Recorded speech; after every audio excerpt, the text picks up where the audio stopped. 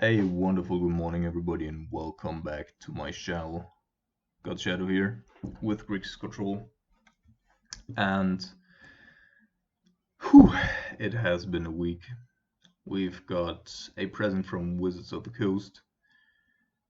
Coincidentally, they did it on my birthday, so I've got an extra present in the Faithful Soothing ban. And I also think that Stoneforge Mystic is not a problem for Modern to absorb at all. On the contrary, I actually think, at least online, it's already gone again. So the earliest, well, for the whole week I was excited and almost ecstatic to play Modern. I wanted to see the new format. I wanted to play, Grixis mostly, but also for Stoneforge Mystic in the format.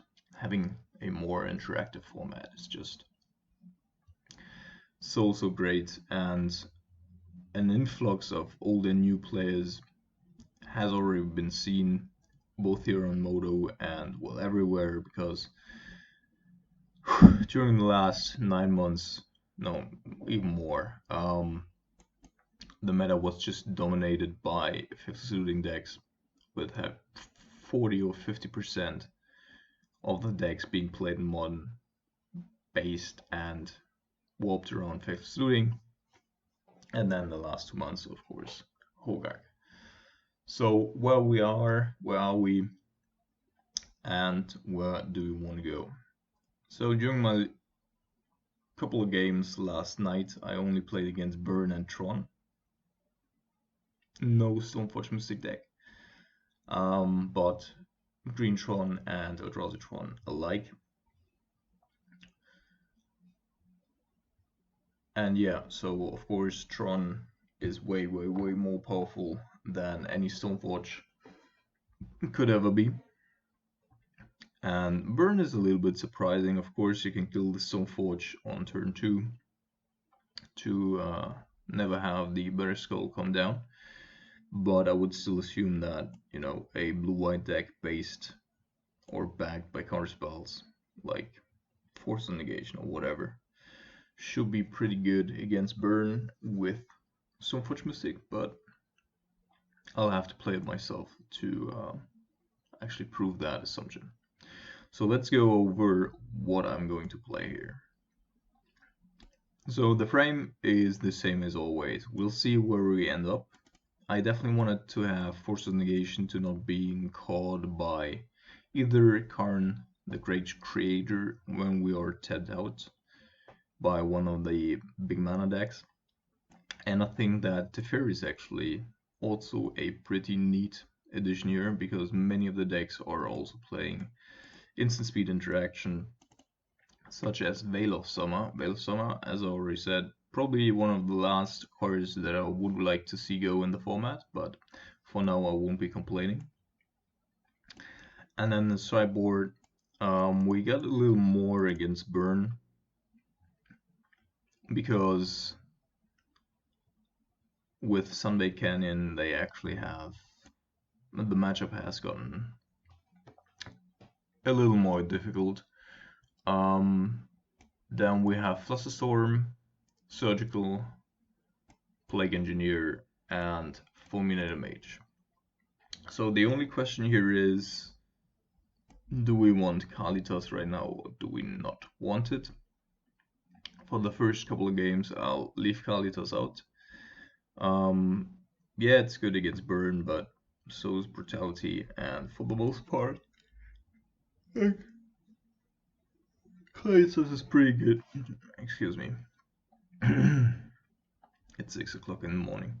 Kalitas is pretty good against like Druid combo and such, but right now I do not see any of those decks, and therefore we're just gonna go with Plague Engineers, because Plague Engineers are pretty decent against Urza Sword, a deck that we notoriously have a problem with, as do all the other mid-range and control decks.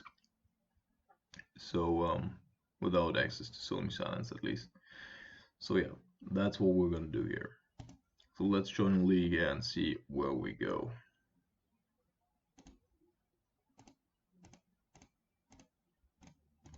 Alright, welcome to round number 1, and you can already see it here.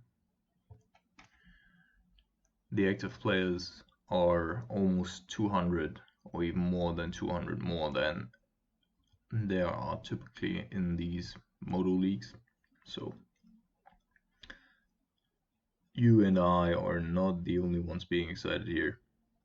And I'm really looking forward to GP Ghent, which is gonna be in, well, 2 weeks time. And where I'm gonna play with a couple of friends, hopefully successfully. Oh man, I'm so tired still. Alright, we're gonna keep this. It's a very interactive deck.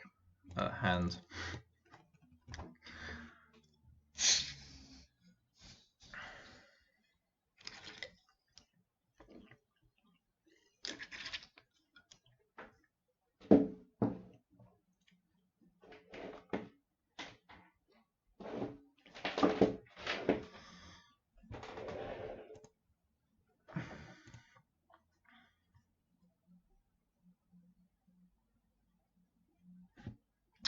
Blue, white, either control or, which is more likely, some sort of Stoneforge deck. So I seriously like, oh, it's Esper. So we either go after Kaya's Guile here, which I assume is the best choice, because Mana League at some point just gets, we already have access to 5 mana. I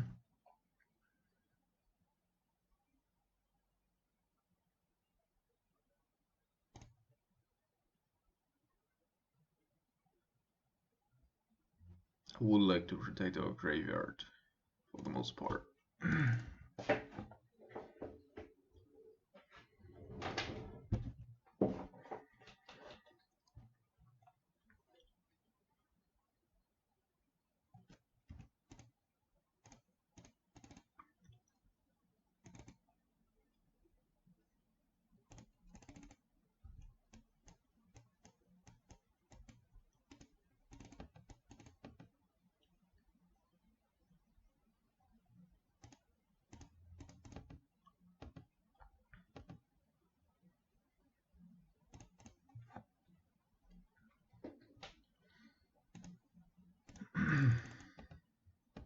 So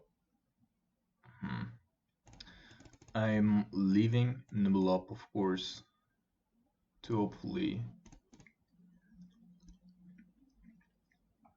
catch some Jace.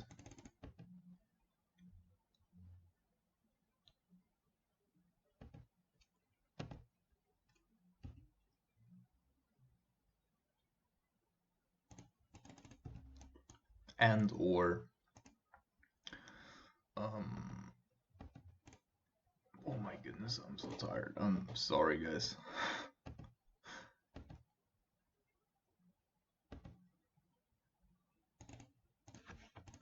Alright, so I think we're gonna play Rise Fall here.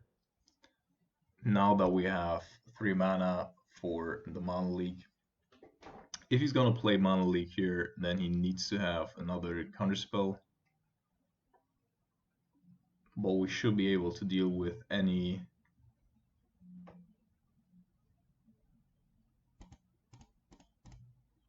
Failed Push and Dovin's Widow. Whoa, he had 2 counterspells and he chose to not do anything. That is actually quite interesting.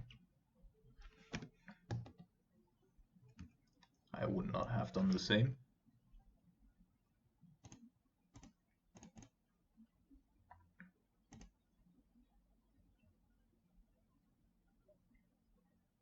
Snapcaster Mage, probably Dovin's Widow. So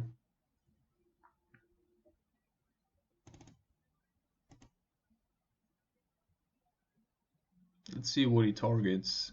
All right.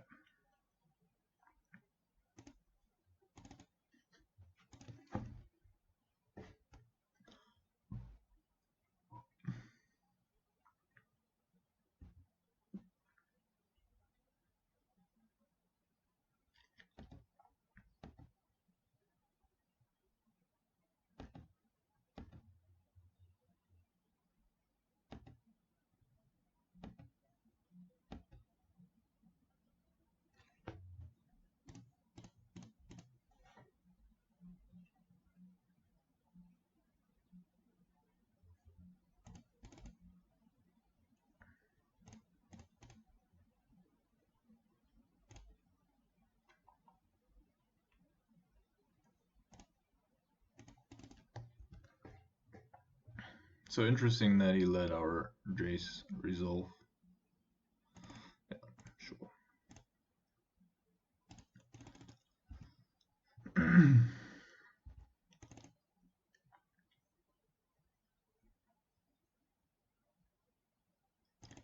Well, countering the Flood Strand here at this point is not really worth it, and he's probably gonna activate the Celestial Colonnade because he still has Mana Leak Up afterwards. So we're gonna counter that. We definitely need to draw into some sort of, not Blast Zone, but either Cryptic Command or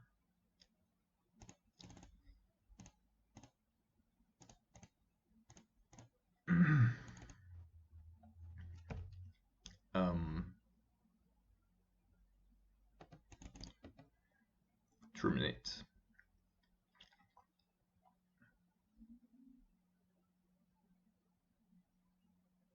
I think I'm gonna give him one hit here.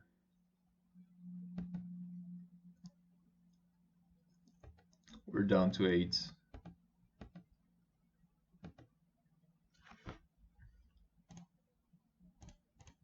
We're gonna go up to 3 with our Blast Zone just in case he does have a Teferi or something of that sort. Alright, there's a Terminate. It's pretty good.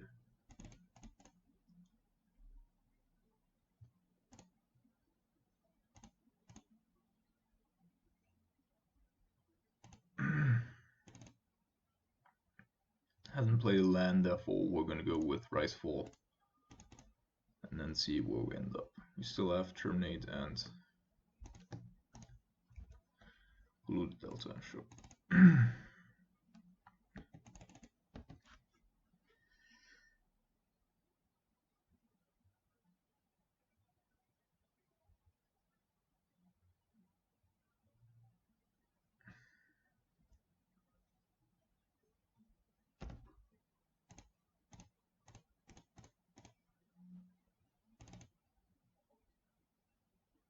I'd say it's unlikely that he does have another counter spell here.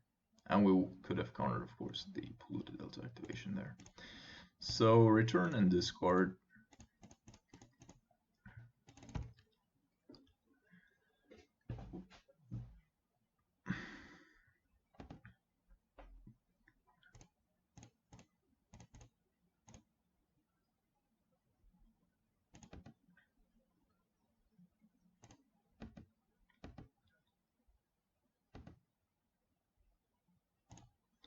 J sticks up and pass the turn.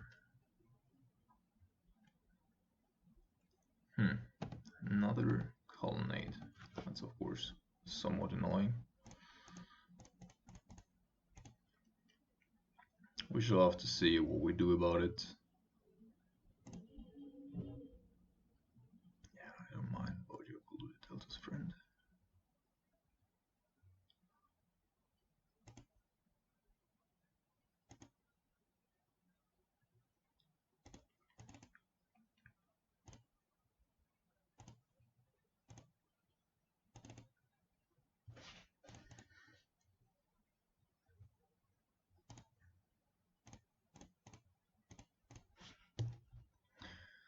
So this time around I'm just gonna leave the Blossom open. Also, we do already have access to another Lightning Bolt here.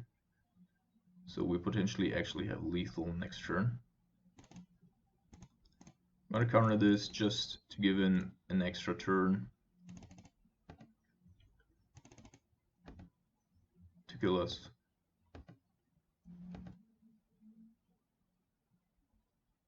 I think like he either has a counter spell here or he can kill us. Kill one of our creatures. If that's not the case, then he's just dead. Yep.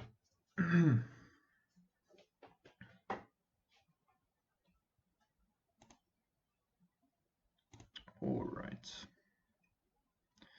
So I could imagine our opponent actually playing some sort of Lingering Souls or some of that jazz. But I don't want to bring in Plague Engineers just for good measure. And therefore, I think we're just going to keep the 75 that we have. We have Force of Negation in the main board, which we usually don't, and we're still beating blue-white. And we have Teferi, which is also pretty big. Could be bringing in Fulminated Mages, but I think for right now, since we don't exactly know his list, and we don't know if he's playing Stoneblade or whatever, I think we're alright with this.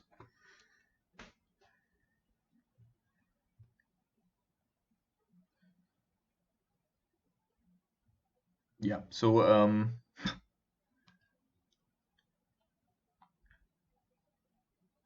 the commentating from my part is gonna hopefully improve during the time of this league. Just really exhausted from the week, and as I said, I just got up so early too, because I was so excited to actually play Modern again.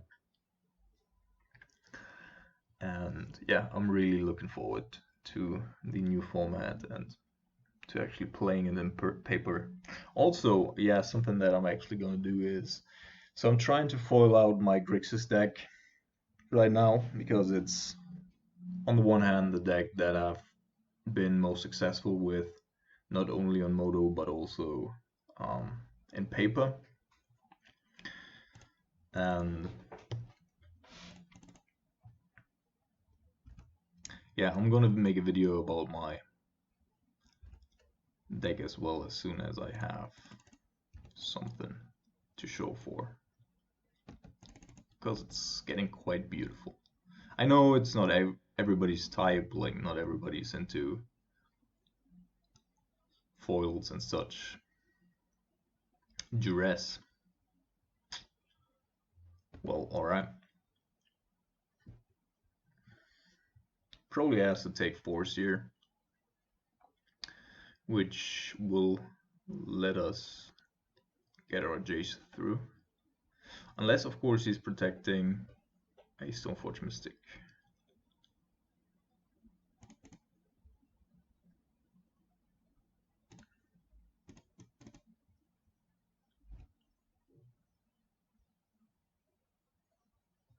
Hope that he's taken Fatal Push out,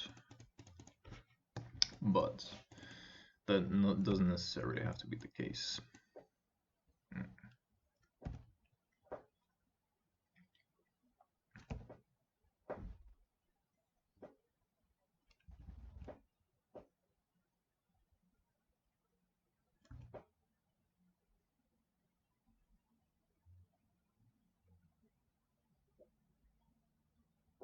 So he's desperately looking for white source here, apparently.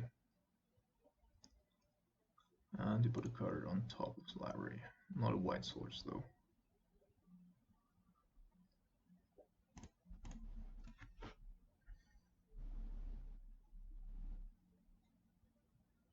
Do you have a removal spell for our Jace? Does not seem like it.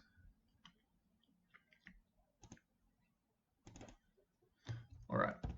So if we really want to probably can't float the Jace. Like, no, we actually can. Actually can float the Jace if we want to. So I'm gonna leave it open and then we can bolt.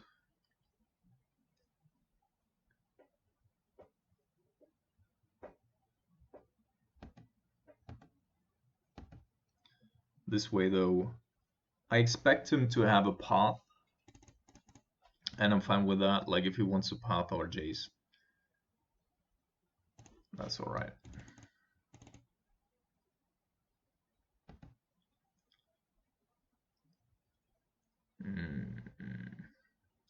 So we don't have counter magic and we know our opponent is somewhat hard pressed.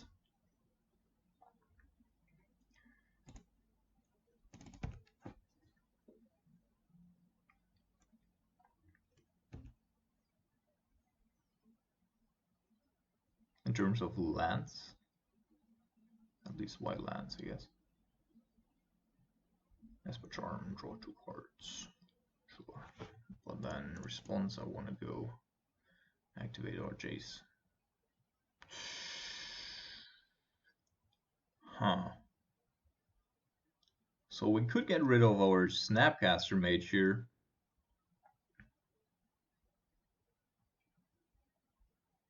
Definitely can't just pitch the Lightning Bolt because we probably need it.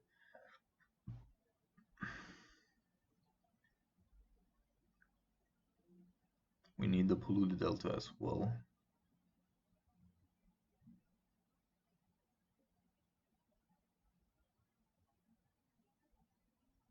But I also don't want to just get rid of Ricefall. That's probably the best option here. Yeah, so our opponent not making us discard here. Also an indication.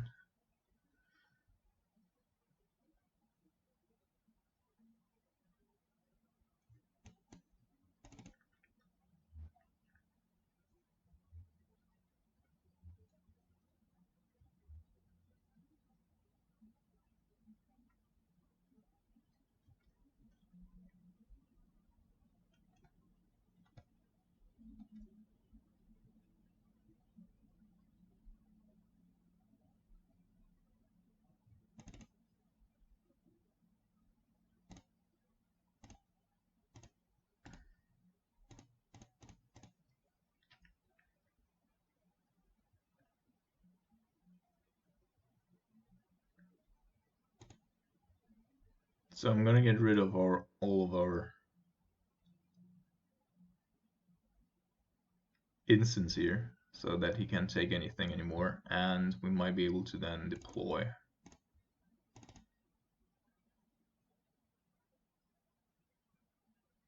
the Teferi. Though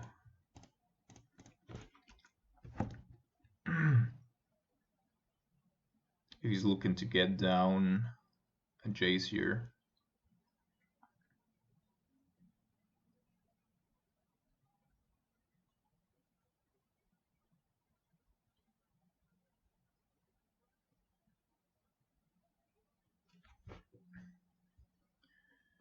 all right.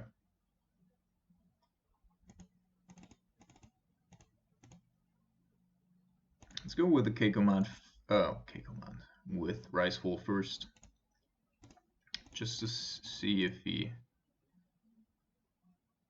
does anything. If he does have a counter spell that is not a mana leak.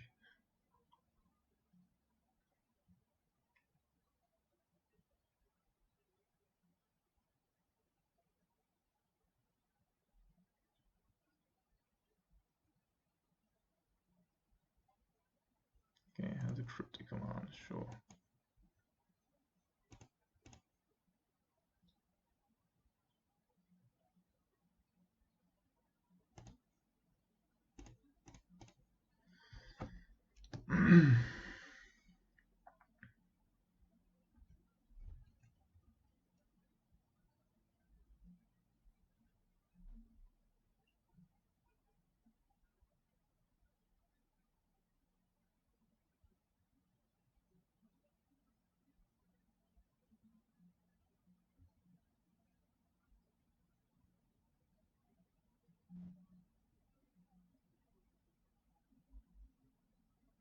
Well, opponent, what do you have? So he boarded in Grixis. That's certainly not in his main board.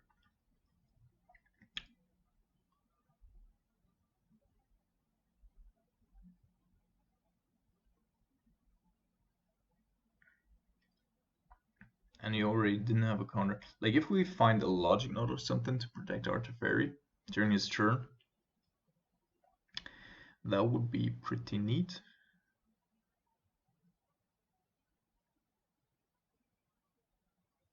But he has to have something in his hand, right?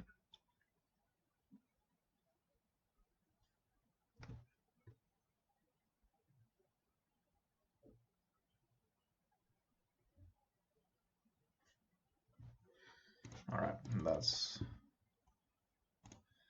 a good card to start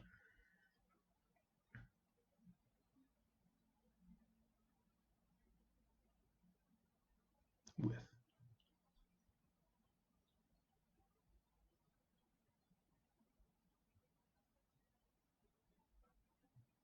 Just countering it. Huh. Yeah, so I think we're trying to get one more out of our Jace before we actually scrap it. And we're just gonna try to get our Teferi down to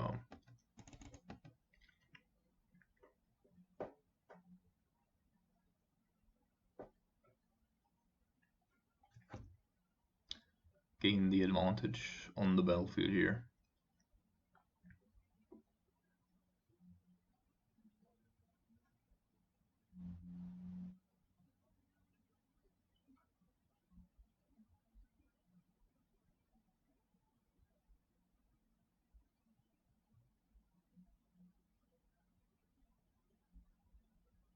So we have Kolaghan's command to get back to Teferi.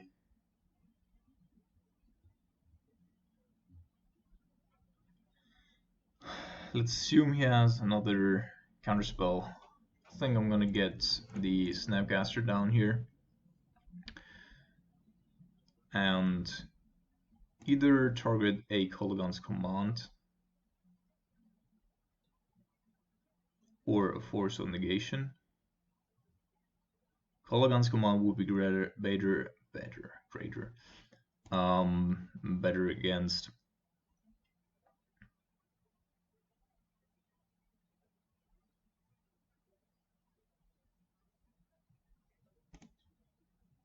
I'm not going to counter the Thoughtseize. I'm not it's probably not going to do anything, but we can get back our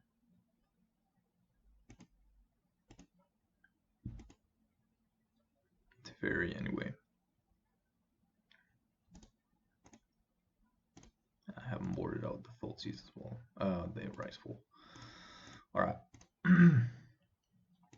So he has to respond to a Thoughtseize, and then he has to have a counter for Cryptic Command as well.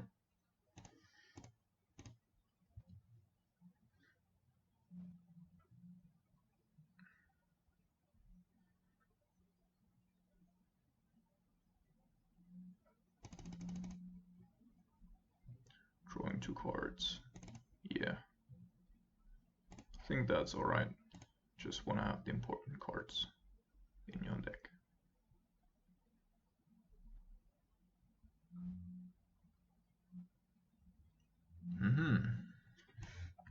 Gideon, Jace, and Fatal Push. So we can evade the Fatal Push for the most part. And this also means that if we had played Teferi, then that would have gone through, but he could have potentially bounced it with Jace. So I'm happy with the Force of Negation there.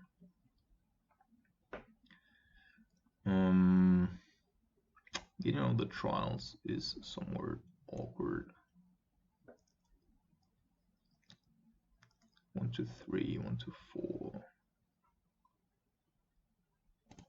Guess we're still going with Jace.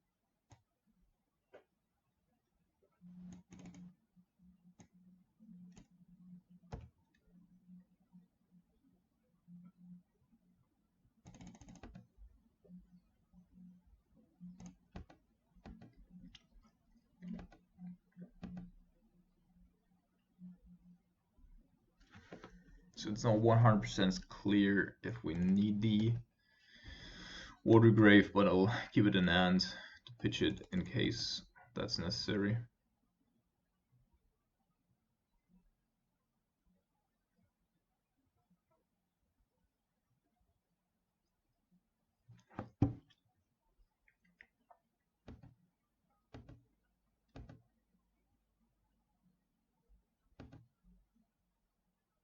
Alright, now we do have a logic knot, which is pretty good. If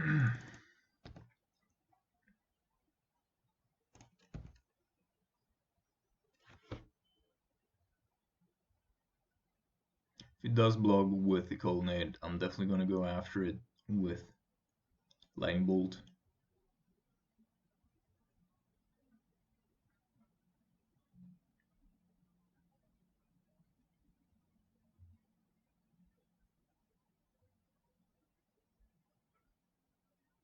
Of course, we currently don't have a good answer to that.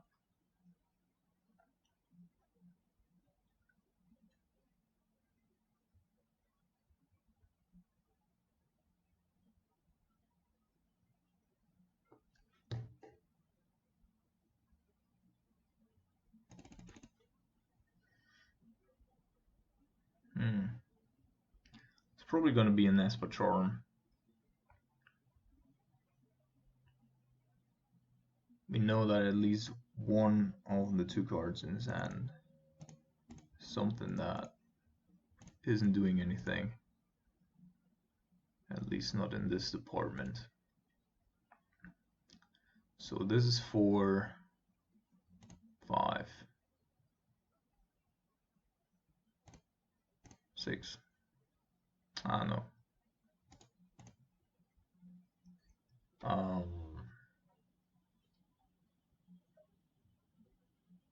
6.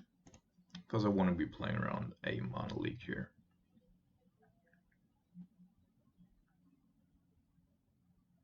In case he had anything of that sort.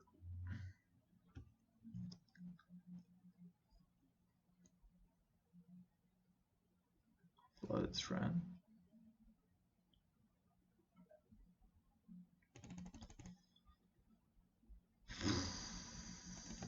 Alright, we're gonna attack again, because we also potentially have lethal in hand already. Just need to get our chase to flip somehow.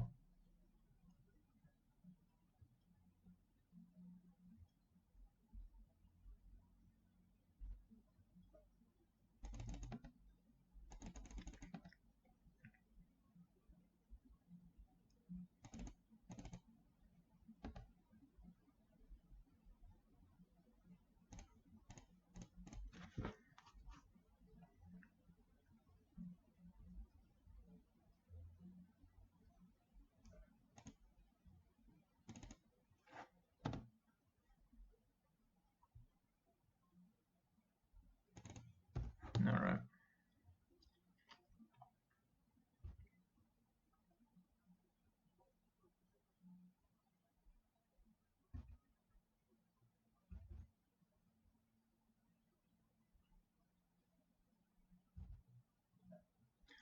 Alright. So we don't exactly know what he does have. We would need to find another counterspell.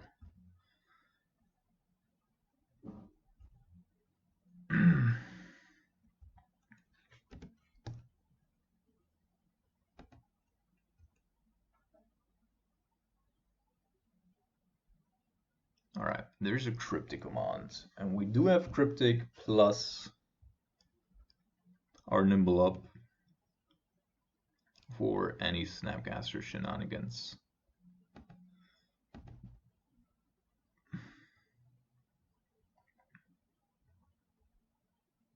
Thing is that I do not want to be threatened by the fail push anymore.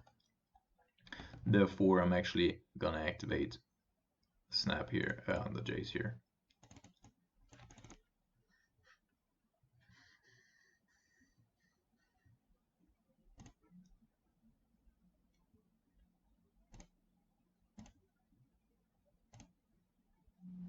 Just 3, 1, 2, we're somehow 1 mana short, so let's see what happens if I go with a Nimble here. If he does indeed have 2 other counterspells in hand.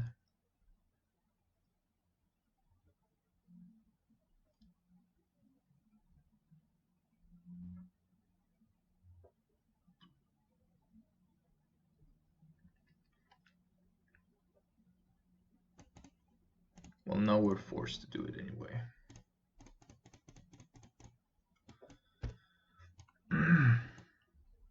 Third Esper Charm. Playing 3 is pretty... 3 Esper Charms, Jace. A couple of Snapcaster Mages. Loads and loads of card advantage.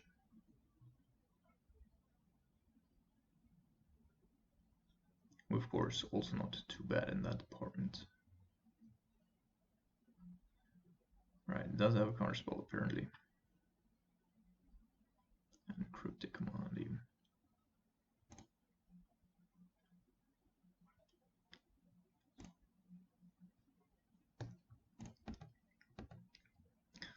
So friend, you better get some life now.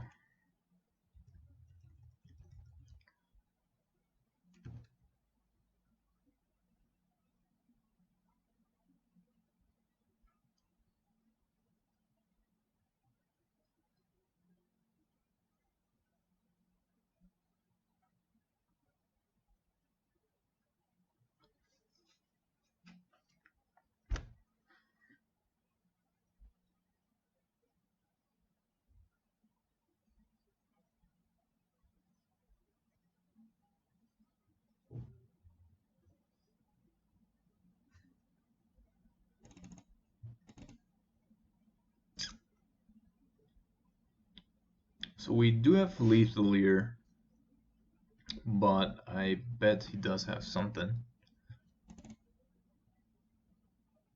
If it's a Cryptic Command,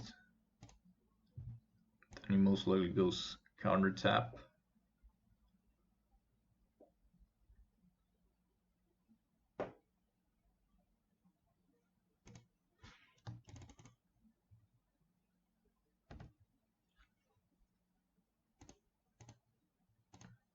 Shit.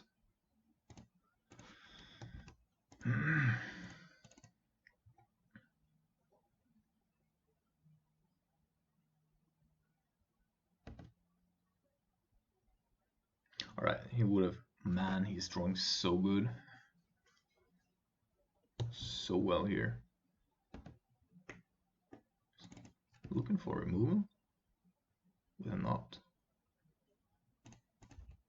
Why wouldn't you go with Esper Tron?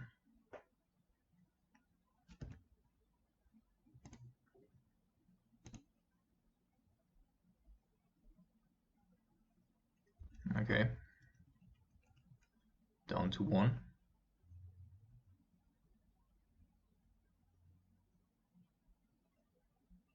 And that's a land.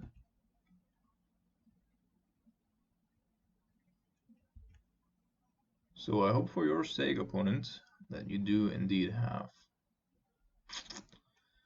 a Cryptic Command still waiting.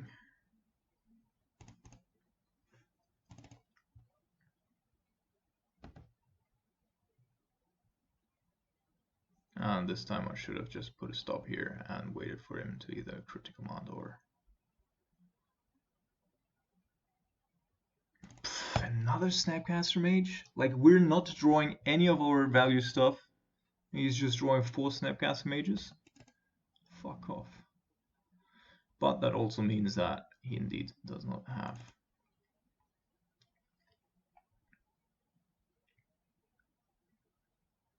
a removal spell here. And we also, like, 1 bolt would be enough. Colligan's Command would be enough. Counterspell would be enough. Anything.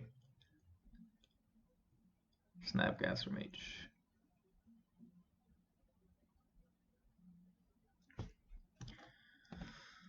Yeah, but obviously, like, I'm gonna put a stop here this time around. so that we don't skip beginning of combat again like the last couple of rounds.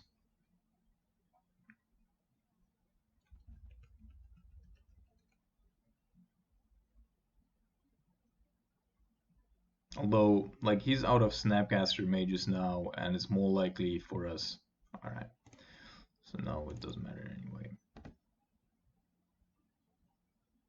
Now, beginning of combat, I'm still gonna activate our Tor Pit. Now it's double removal plus force. Yeah. Good games, opponent.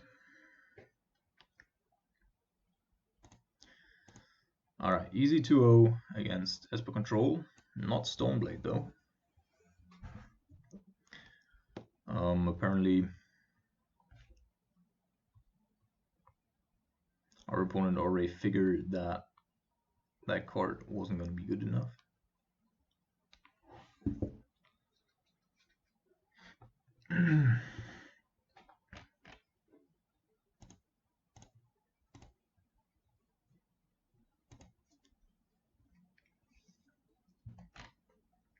Our friend Laplacian here is apparently going strong and found his personal meta deck. I think last week he was at like, I don't know, 12 or 13 5-0s. Now it's 23. And nope. Yeah. So your cryptic commands and then Geomonty. A bird. Bird off of a breeding pool. Could be anything, could be 5-color Niv Mizzet.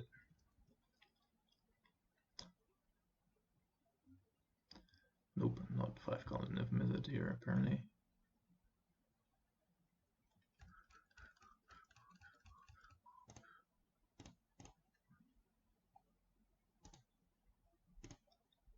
I think I'm going to put Jace to the bottom here first. So this makes me now think that we're playing against Bond Flicker or Bond Solar. Sure.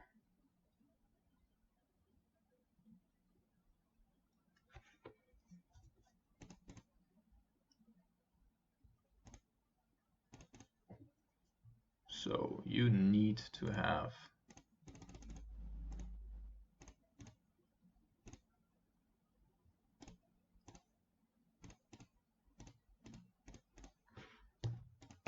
okay. I was gonna say you need to have a land now. Also the right land, which is pretty good for our opponent, of course. Alright, so it's Bond Soul Herder, I guess. I figure. Fuck.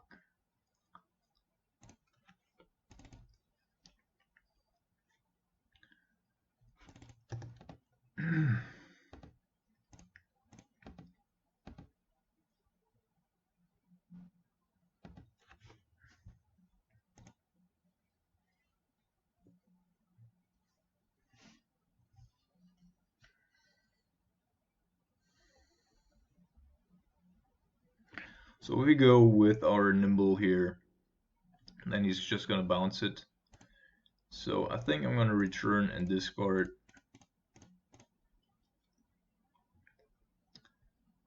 For now, the elemental token is not too threatening.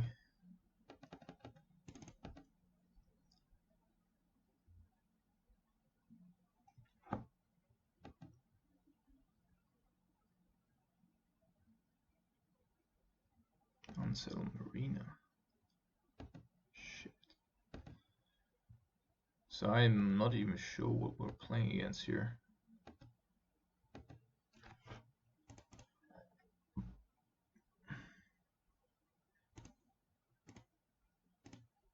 Could be anything. Alright, Terminate is pretty neat.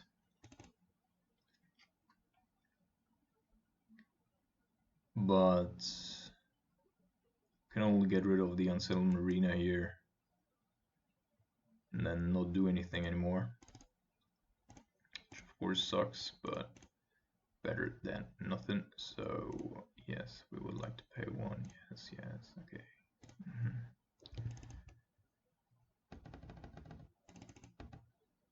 Because otherwise our Kolgan's command, etc. is just not where it ought to be.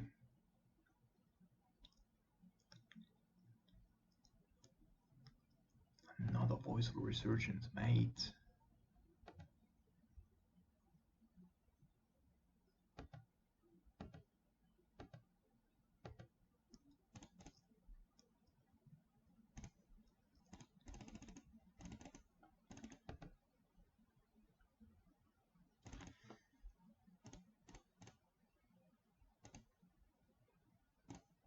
So I'm just playing the Snapcaster Mage here for the most part because I don't want him to get tremendous value out of. Oh, it's a Sarheeli Ride deck. That's the thing. All right, that I do get.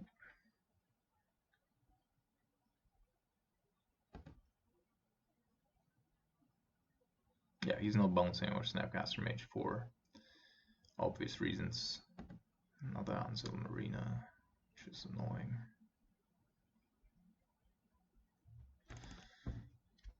And I think I'm gonna block here. Am I? They can bounce a lot of stuff, and if he does, then we do have a problem anyway. But we can potentially kill the Teferi or get rid of the Unsettled Marina. No, we're not gonna do that. Teferi is just ticking up once, so what we can do is Torpid,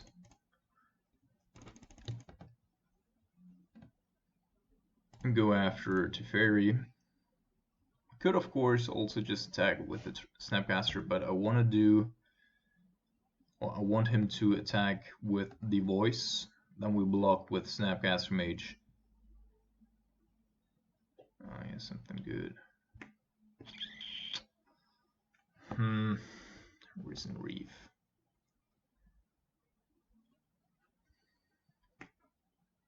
So it's an elemental tribal instead. Look at the top card. Okay.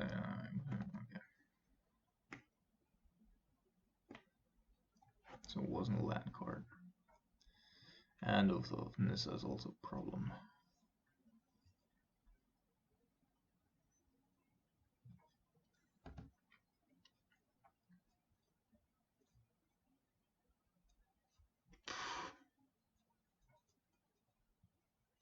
I think I'm gonna counter this instead.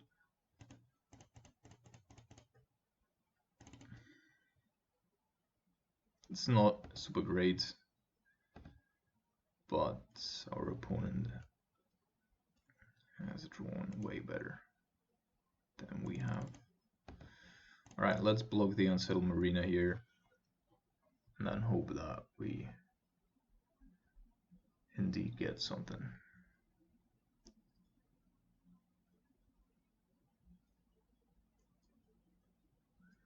So I think we have to go after the Risen Reef, no matter what happens, because that's outvaluing us way faster than anything else.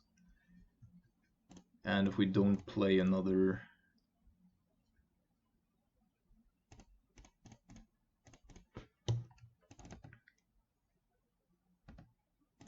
now I have a combat stop here all the time, which is confusing me. So I'm putting that one back.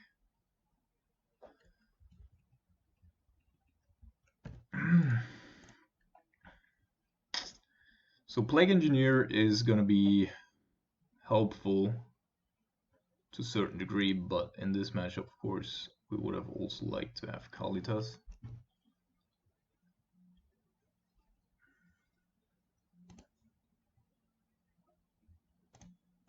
I think I'm going to kill it now, because we can block a 1-1 profitably. Now we need to draw something like Snapcaster or So here's a path.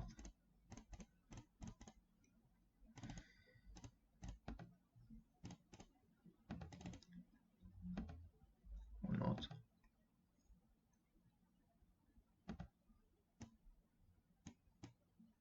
Cryptic command would be great to basically do anything here.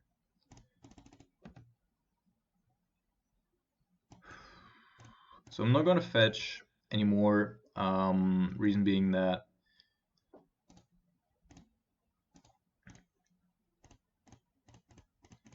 our opponent could have a Wild Fang Wall, which I'm sure he's playing.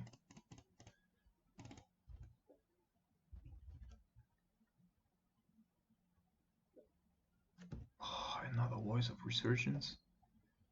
What the actual fuck, man? Alright.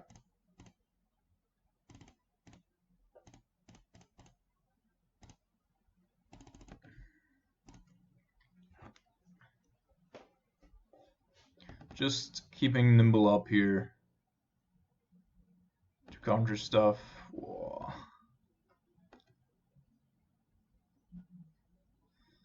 So I think he's probably attacking us. If we counter, oh, we're taking one.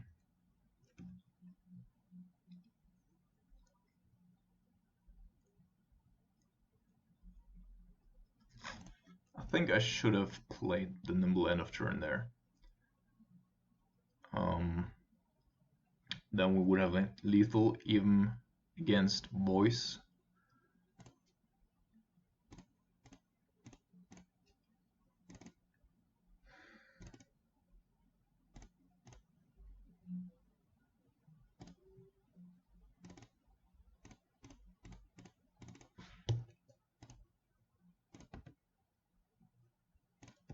We still have a good chance here, but unless he had a removal spell, then we should have been there.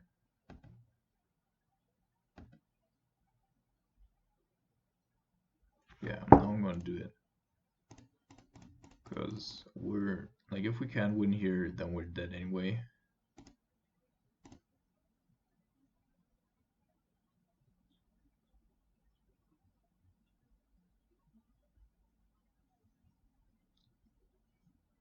Yeah. That was a close one. Here I think actually Teferi is also pretty good. Probably want to have.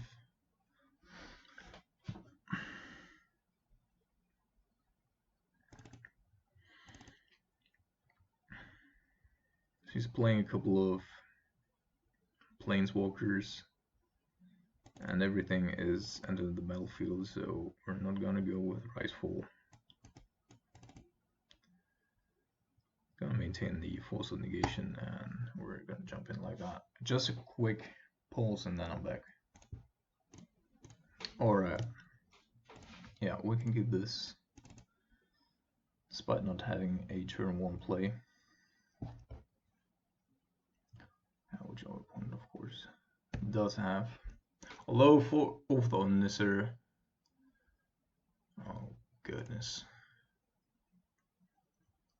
Faststone might come in handy at some point. I think I'm gonna shock here for Steamance. Yeah, put one out.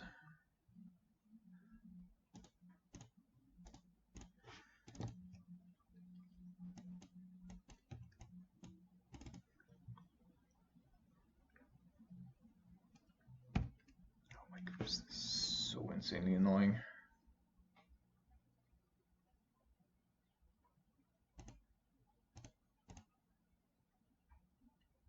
Flake Engineer is pretty good though. I think I'm gonna go put both on top just because we want to use the blast zone at some point. He probably is also playing some sort of Eternal Witness stuff.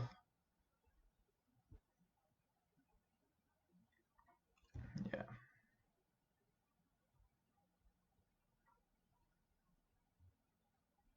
So this is an elemental, this is also an elemental. Everything's an elemental. Oh my, oh fuck, man. Dude.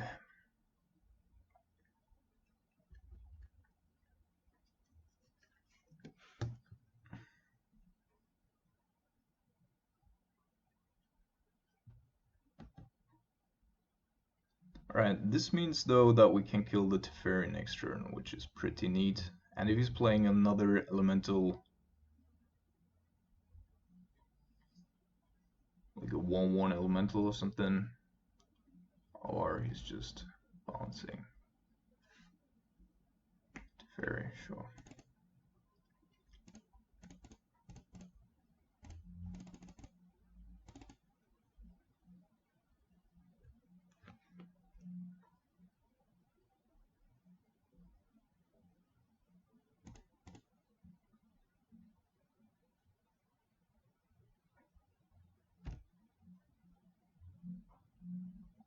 We can take a little bit of that heat. I think we're gonna kill the Felidar Guardian as long as we can. And then next turn go Plague Engineer, Bolt.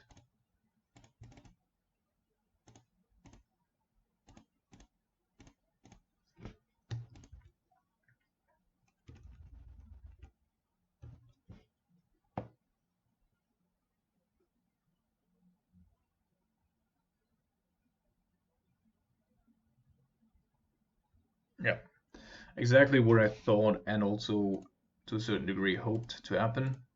Because now we get a, unless he has another 1-drop creature here, we at least get a 1.5 for 1. Never mind.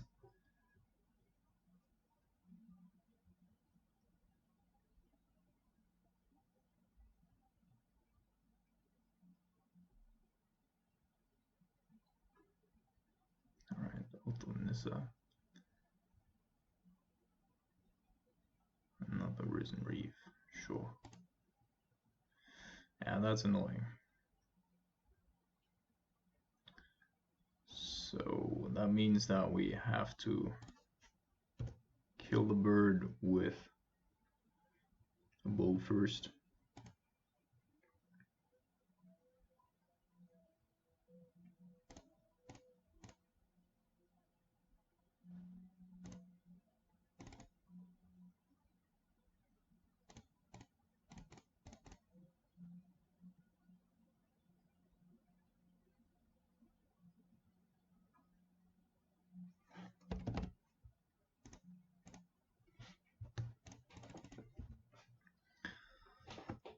Now we still have to play around that obnoxious Teferi.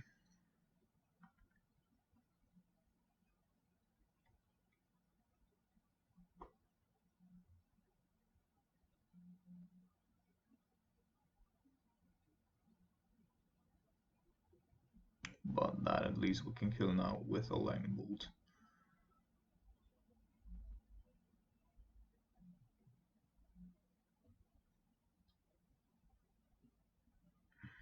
Okay, Thalia, sure.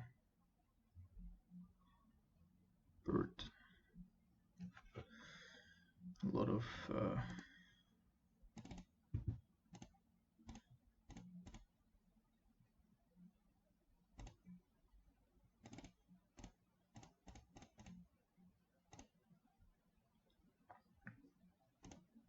elemental is still alright. Still the one that I want to get rid of.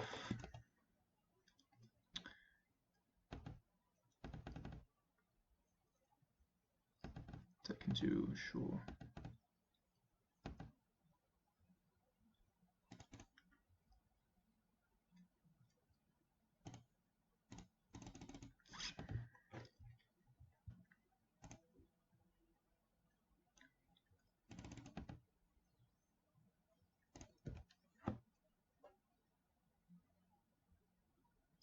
Could even try to raise him.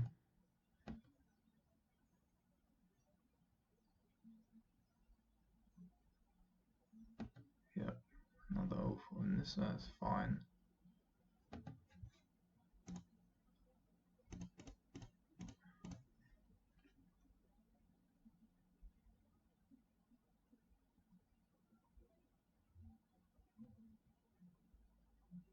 There's Sahili, alright.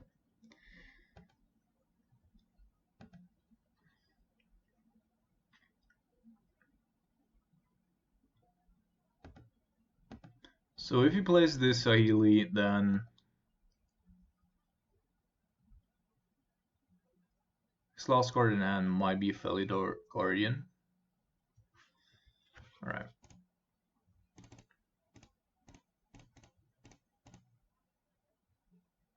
So let's kill the Thalia first.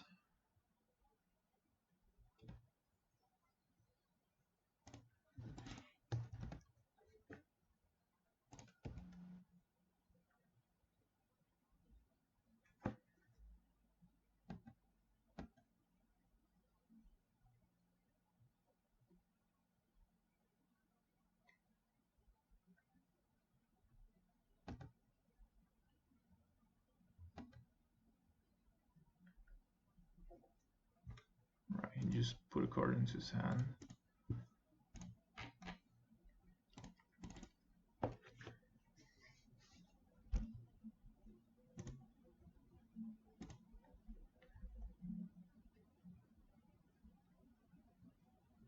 So no matter what, we have to stop Sahili.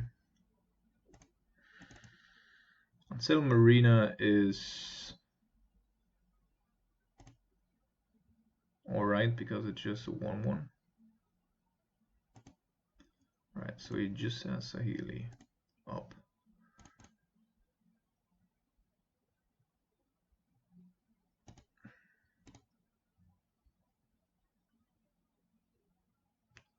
One, two, three, 1, 2.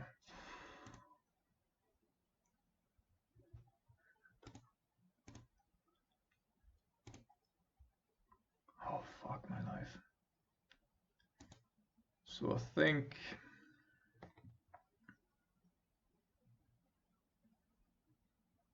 we definitely want to have the Jace. Tower Pit could also come in handy here.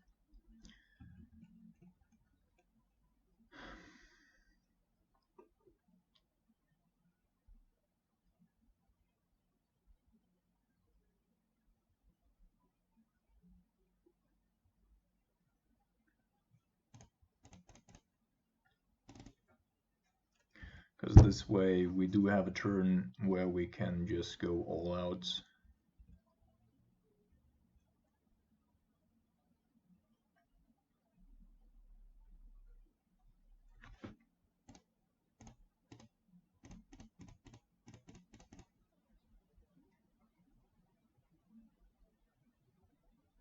One, two, three, 1, 2, 3, 4.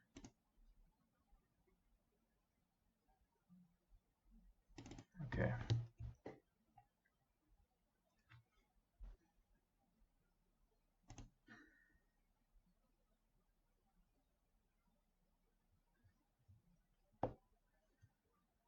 So can't kill them just yet.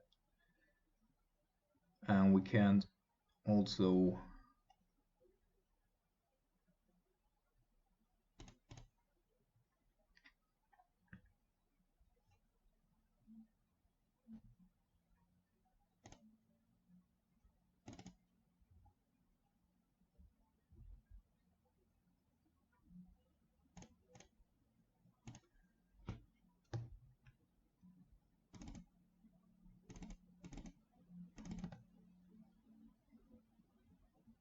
I was like,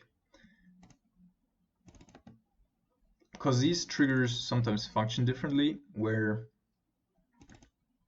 here you're being asked to pay 1 if you're playing with or against Unsettled Marina on Moto, you're not being asked to pay 1, but just discard or no. And if you're Teferi, well, that is also a big issue.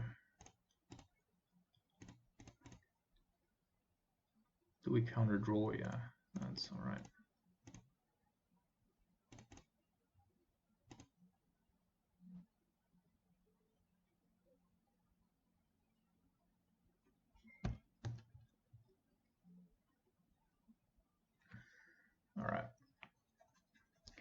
So let's see.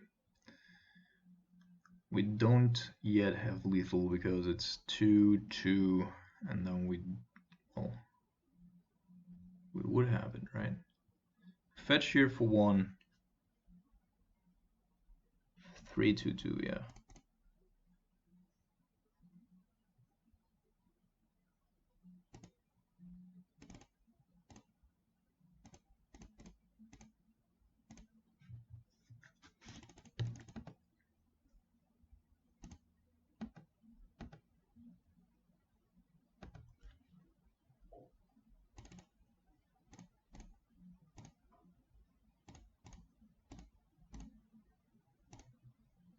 Oh no.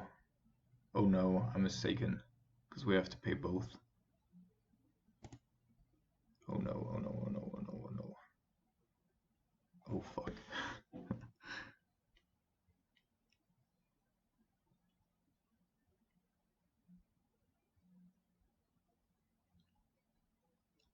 Did I just fuck it up?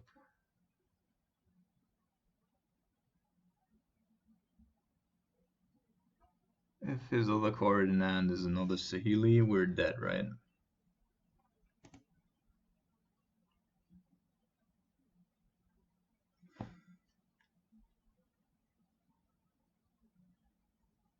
Yeah, we're straight up dead.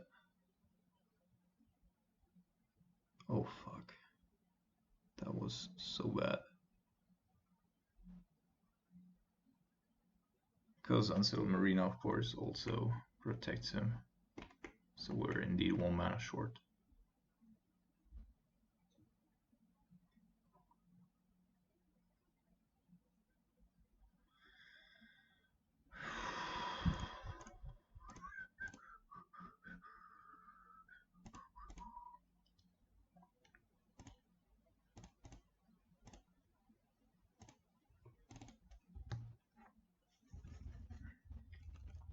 So no Sahili, please.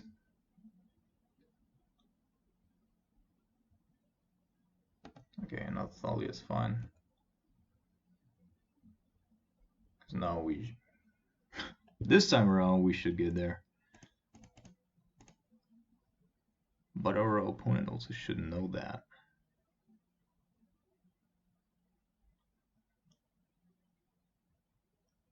Like, we could even just attack with both tar pits.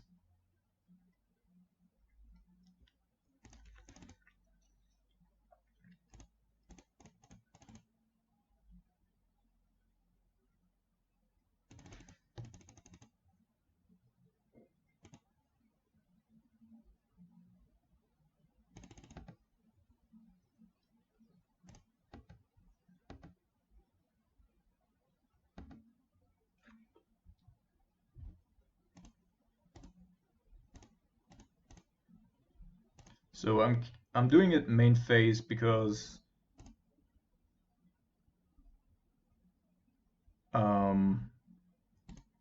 in case we're getting somehow countered here, then we could have still activated our Jace to target the Thalia and not die next turn. So some sort of a misplay there by me. By just not being used to playing against Onsel Marina and Thalia on the board. Together they're pretty obnoxious, not gonna lie.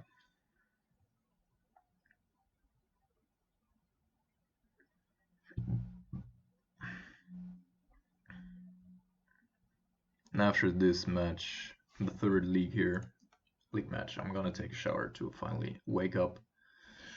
Because this is not where we want to be. Yeah, I'm gonna keep any other land will make this a decent hand.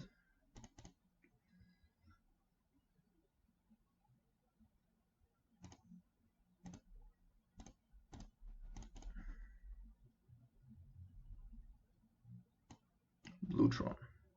Well, at least the fairy is pretty good here.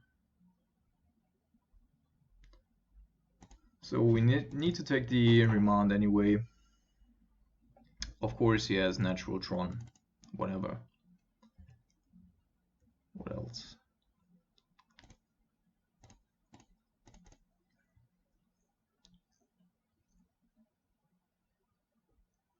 Karn the Great Creator as well. This is gonna be super annoying.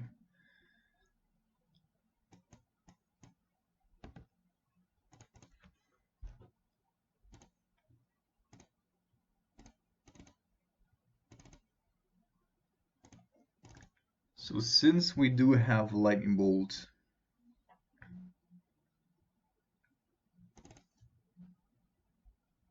and Nimble up,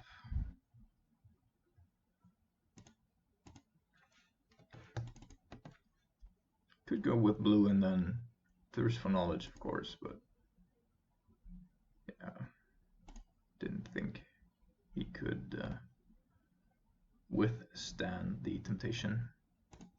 I'm gonna counter this just because I want to have, on the one hand, more life, and on the other hand, like the card advantage that he generates here by getting a, let's say, come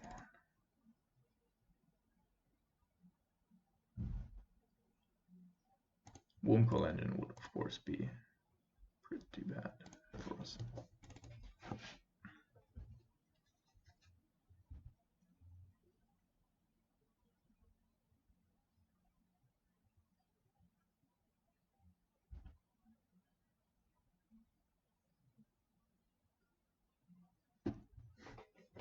Blast Zone, not exactly what we need here.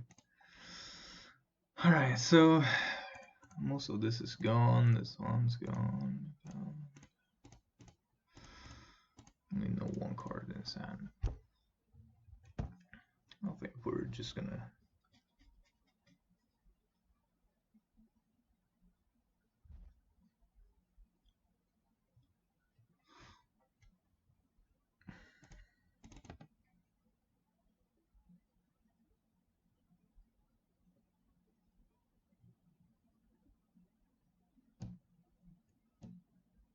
problem is that we're already at a point in the game where, well, first of all, the matchup's really bad. Discard an expedition map, sure.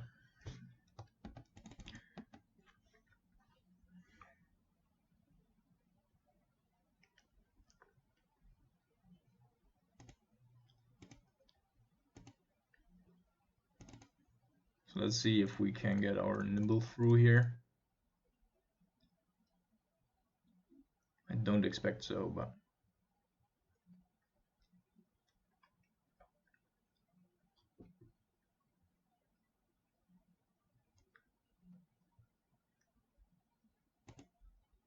interesting. So what's he looking for? Counter spells?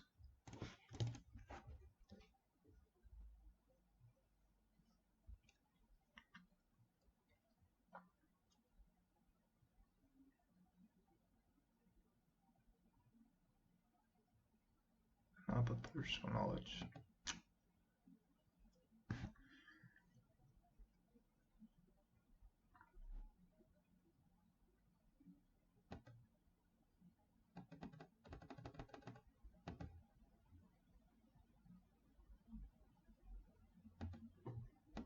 Let's try. Let's see where we get here.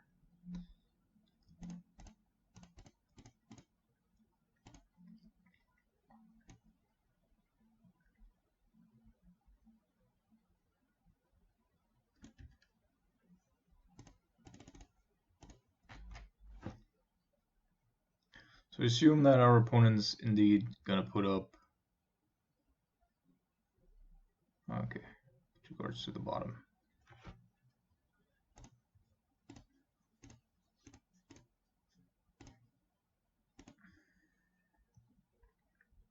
See if he does have another counterspell here.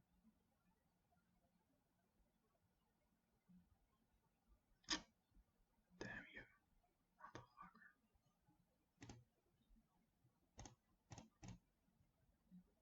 Yeah, I played it in this order just because of Riemann, because I don't wanted him to. Ah, come on, man.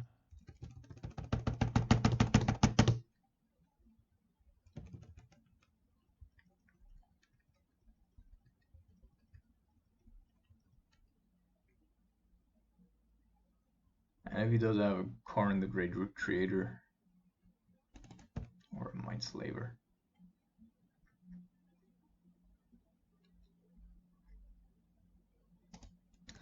We're not gonna show him our deck. Our opponent ruled perfectly there. And also add natural Tron, of course.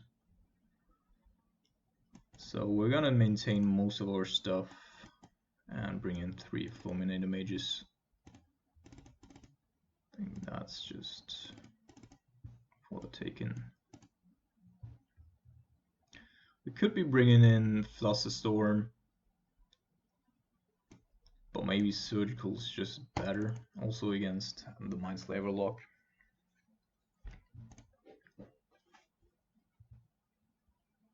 And Flusterstorm's just dead as soon as.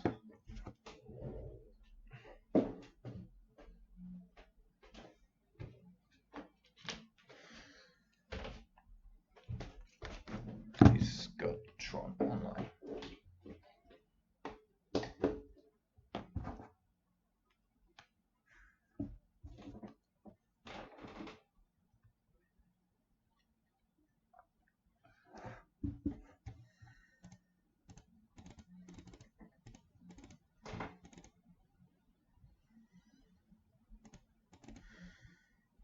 I guess.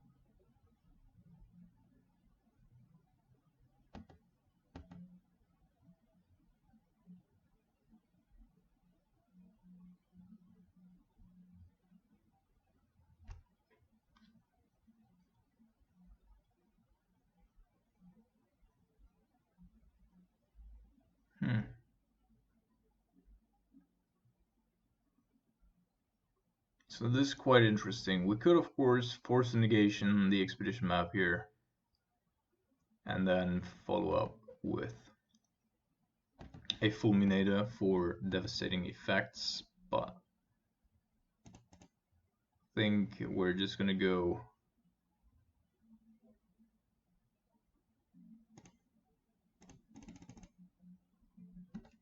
K command.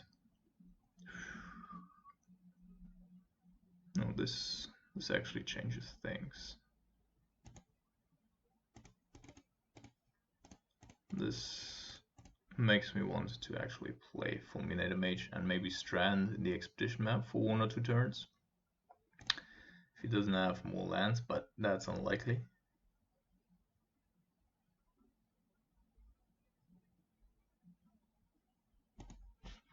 Going after Academy Ruins, because that's part of his luck. And then he will reveal which cards we need to target from the Ozu lands or not. Well, this is a mistake though. He knows about our Nimble, so yeah, should do it right now.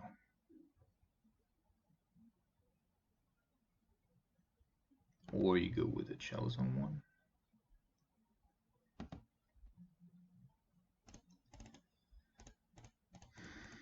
Don't mind about the Chalice, actually whatsoever.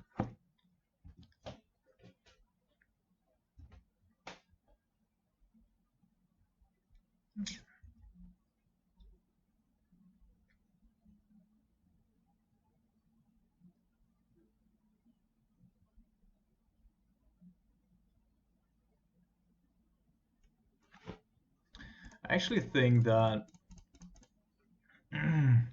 he does have a Crucible, even as part of his current wish board. He should have a Crucible indeed. So we definitely need to kill that one if that comes up. I'm protecting the fulminated mage here because he probably does have a remand of sorts.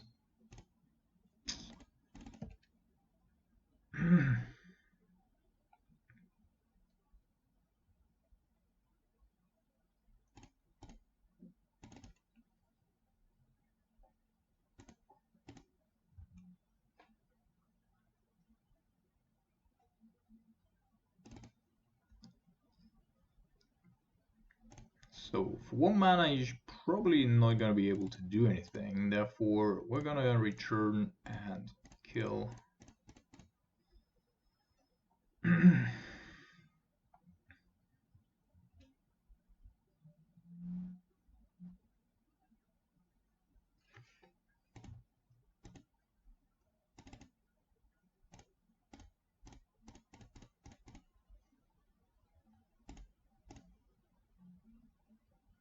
You better have another force negation here.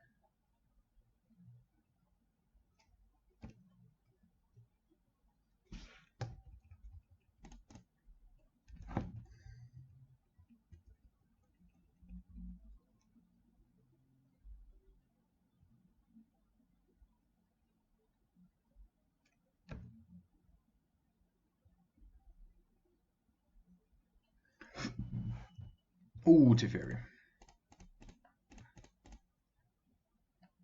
Do like that one as well. But since we know that he indeed does not have other ways of deploying lands here,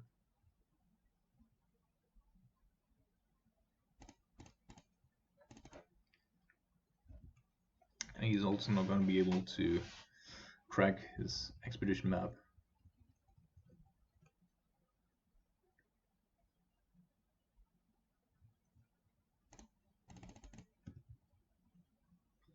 We're gonna go Teferi here, and that should then, at least I hope that's gonna be it.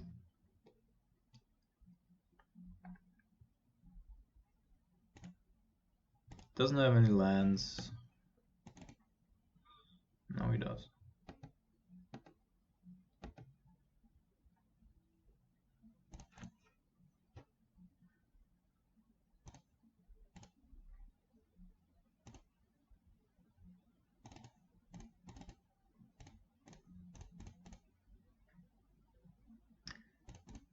Could be attacking for 9 each turn, but I think since they have to do something, I think we're good with just attacking for 6 here for 3 turns.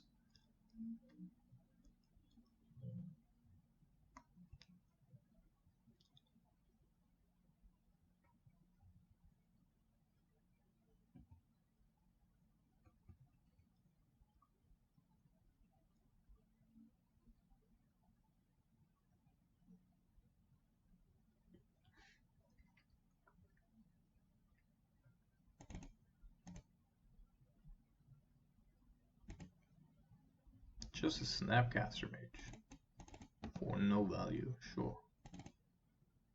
Stay alive 1 more turn.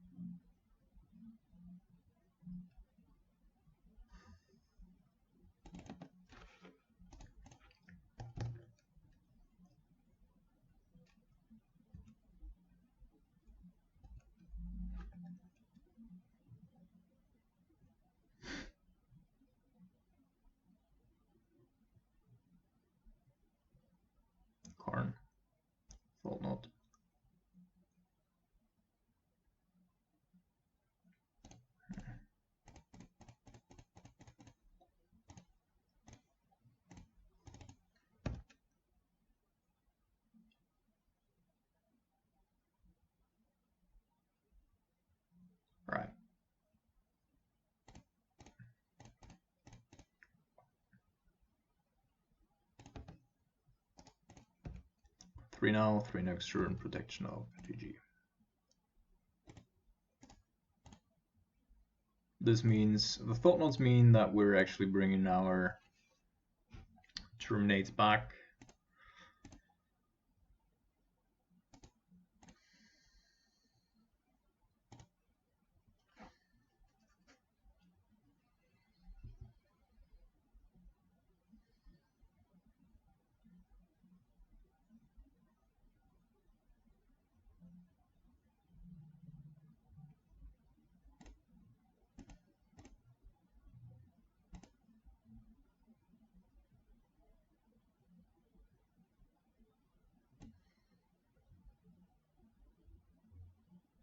And yeah, as I already said, like Moto right now, if you're playing in a big event during the next couple of weeks, you should be prepared for Tron, because people are jamming Tron. E-Tron, Mono Blue Tron, Green Tron, everything. This is unbelievable, man. Unbelievable. So he's got 5 mana up. What's the best thing he can do outside of like a bridge?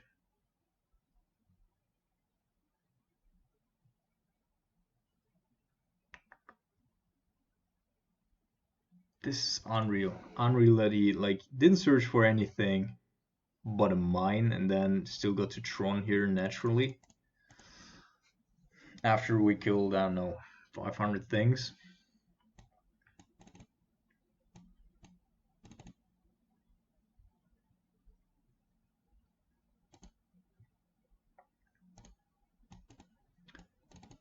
So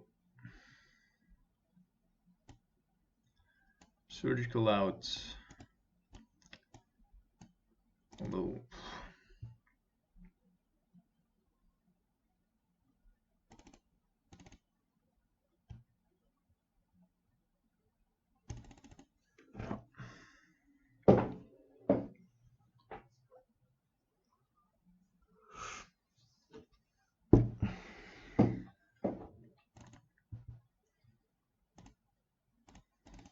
opponent keeps again. Tron deck that starts each game with 7 lands. Not super great for us.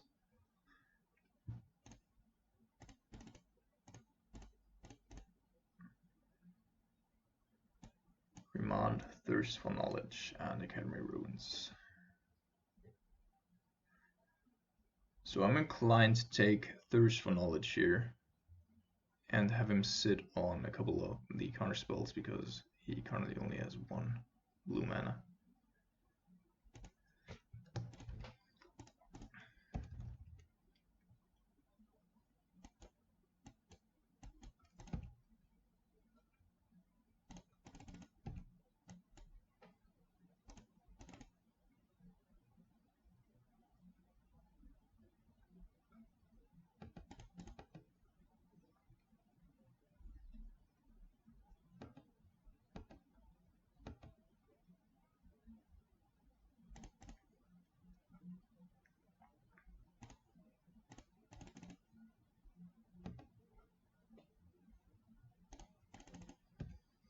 Cryptic Command is only gonna be good if we find another.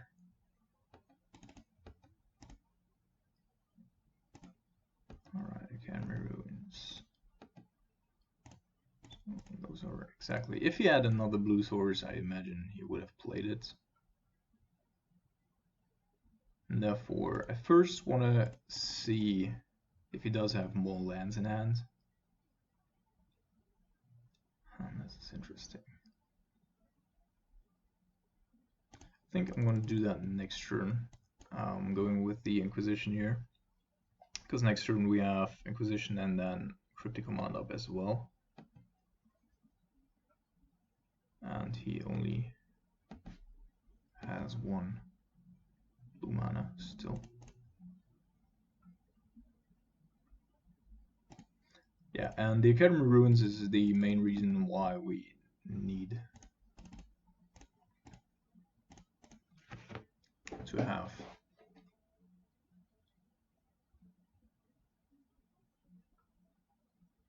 So whatever comes here, I'm gonna counter it because he's not gonna have access to Tron next turn. And we need to somehow get rid of the counter spells first, obviously. Karn, Remand, Condescend. So if he finds a land, I guess he's gonna go with a Karn there, but then we can kill it with Lightning Bolt because he's only gonna be able to Condescend for one, or not at all.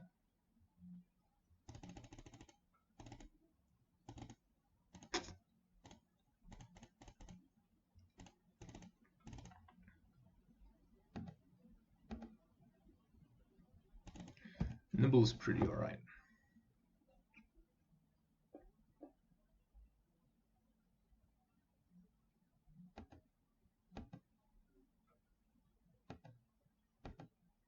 Okay, opponent doesn't find any lands here.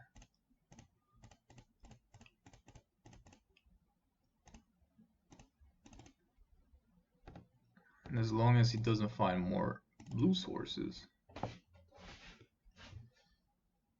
I'm fine with that.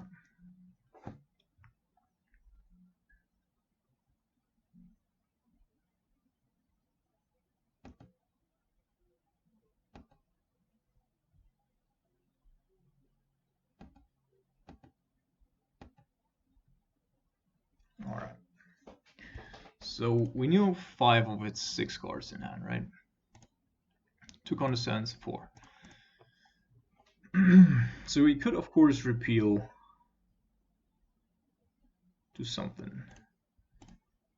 But I think we're gonna bolt here and go Snap Bolt, and if he wants to Condescend our Snapcaster, that is probably fine.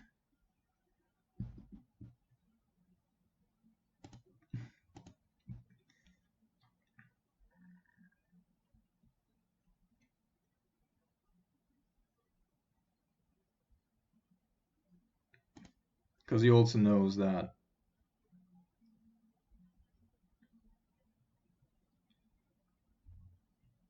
we could indeed have some sort of alright, another Remand. Well, I'm still gonna play it, but Remand of course is pretty obnoxious. And to be honest, like him having the Remand there, okay, now he's already killing his own lands for the greater good, which I think is a reasonable choice.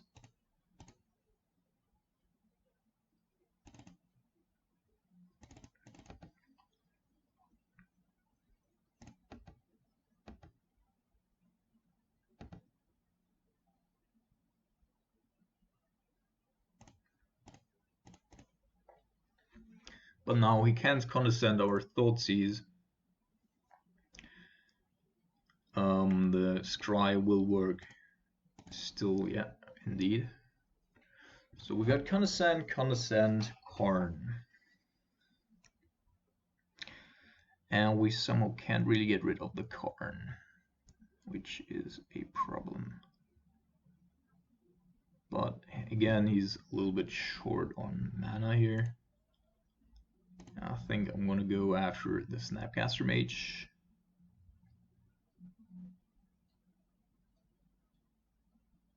First.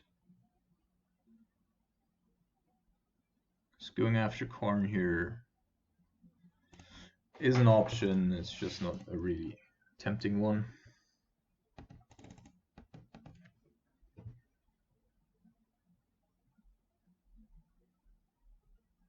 Damn you.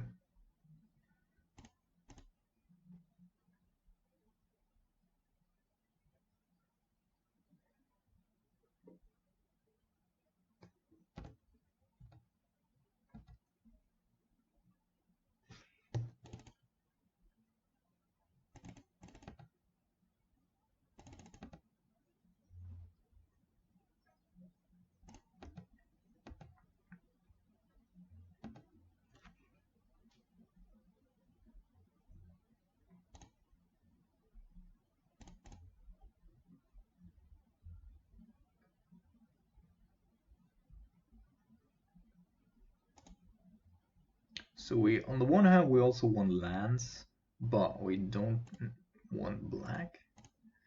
So I'm going to put that on top, that on bottom.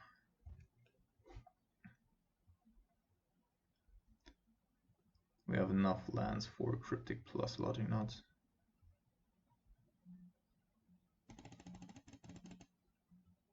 Sure.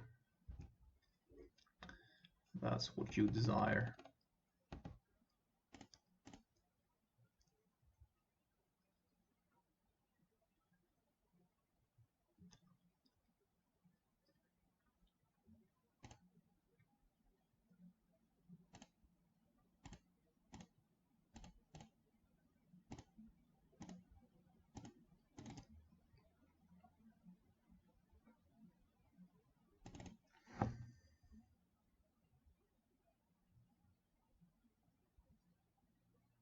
So what would he be getting here?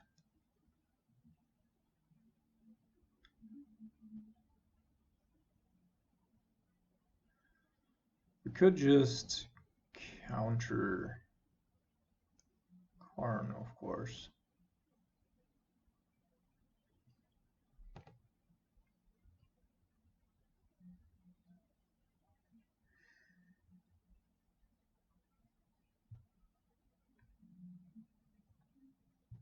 So we know that we have Logic Knot coming next turn, and he's still far from having Tron, therefore, and he also can't counter our Snapcaster Mage here.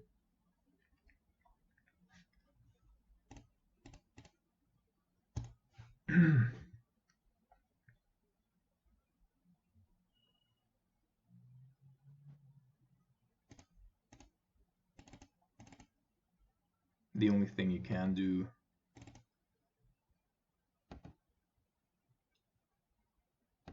is getting rid of it post board, post stuff. So I guess he's not going to use the Torment script proactively, just because he doesn't want our other cards to be good, and that will leave us with the opportunity here to probably utilize the Logic Knot, because he knows how we're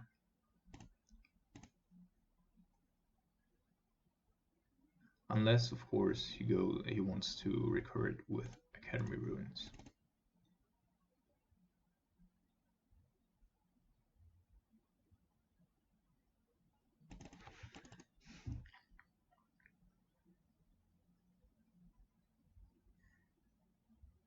So we could counter that with our Nimble,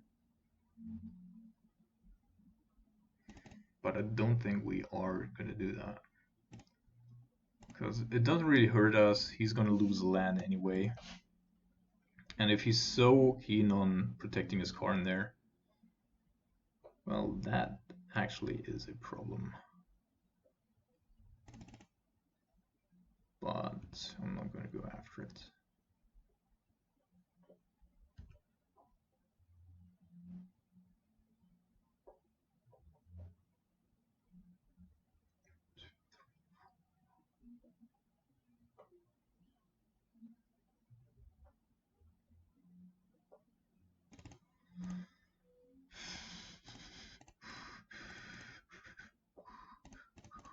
So, cause he needs to have a counter spell here, and if he does, right.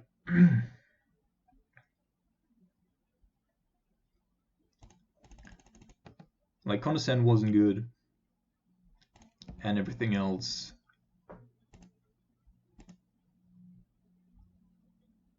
would have, well, Remand would have been bad for us, but everything else would have given me one card in the graveyard, and I would have been able to counter it indeed.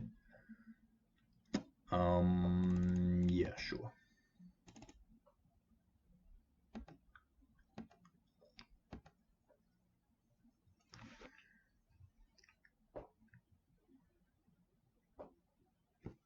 Does one land help him here? I don't actually think so. Like if we go Nimble right now, put him down to 4, then our 2 Colgan's commands are lethal.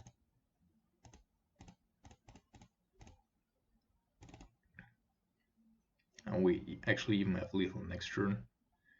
Not through Condescend, of course, but in general terms. Condescend is still not good in this position because he needs to go with 4, which he can't.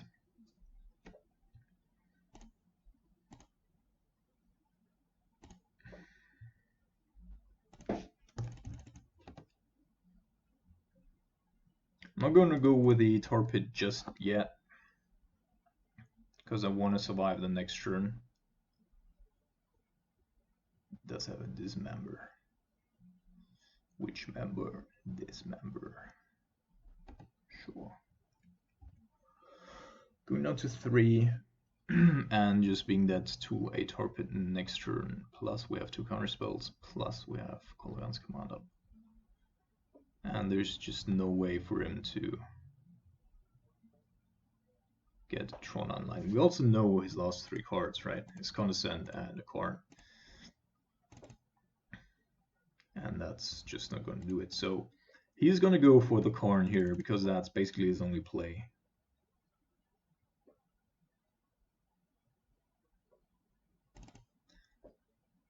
We're going to counter it as we do. Yeah, GG's.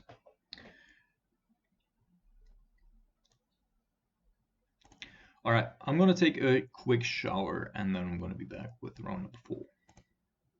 All right, I'm feeling fresh and relaxed. Not yet totally awake, but better than before.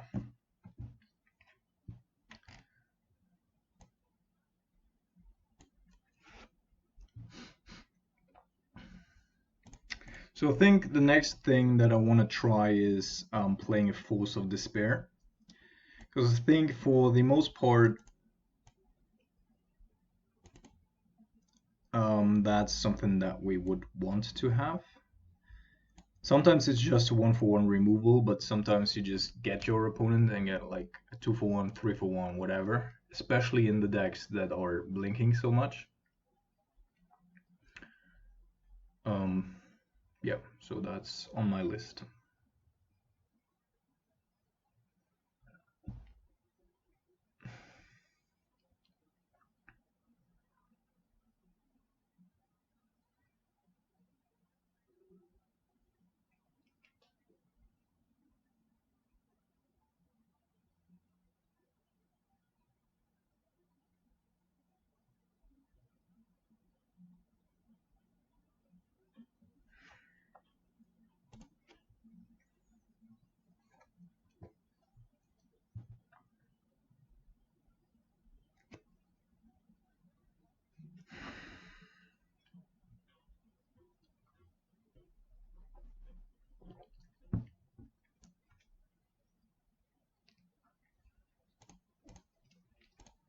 We would like to play first.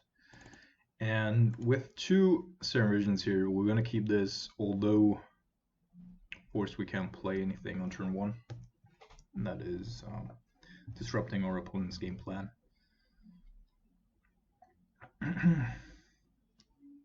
So any deck that's mulliganing more than 1 time, I put on Tron automatically. But he didn't, so maybe we're lucky here. Logic Knot. Let's put it on top and put it on top, and if we don't need the Logic Knot or we need to take other actions here, then we can still throw it in the bin.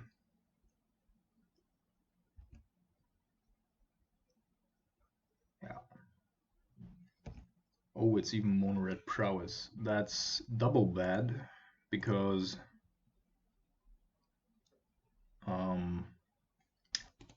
yeah, that's actually super bad. Because our sideboard doesn't contain a whole lot against that anymore.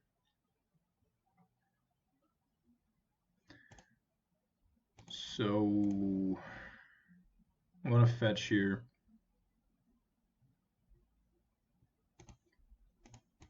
To get rid of any potential other creatures that he might have in hand. No, should have done it differently. That's a mistake, of course. Just didn't expect the mutagenic growth there. Didn't play around it and got punished. So,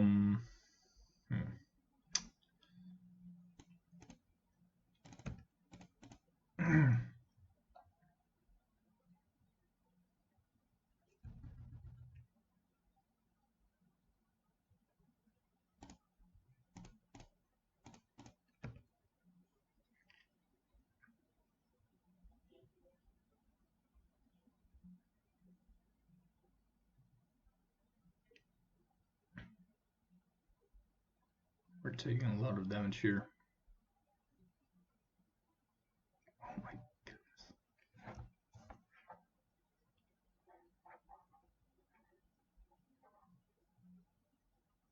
Okay.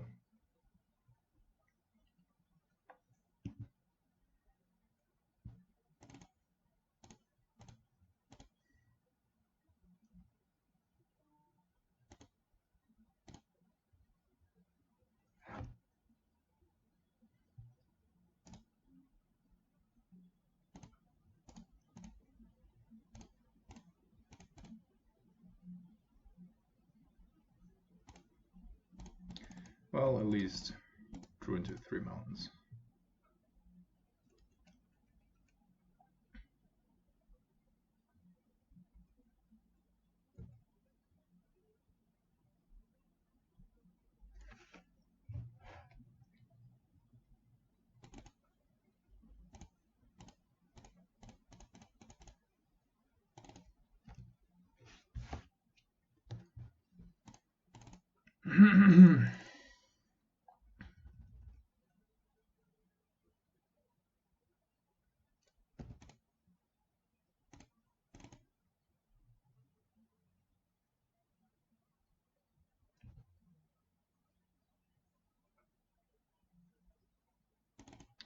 So I think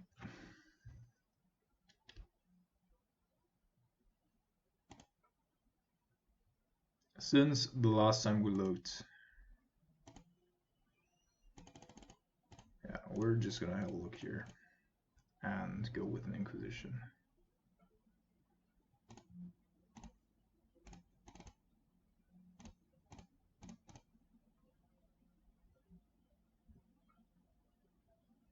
Lavador, certainly not the best target for Inquisition, but it's also not the worst.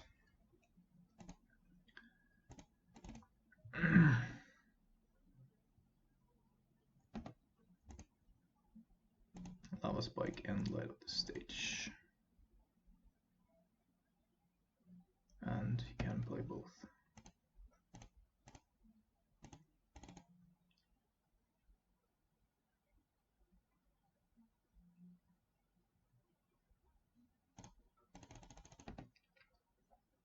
So I think we're gonna counter the light up this stage.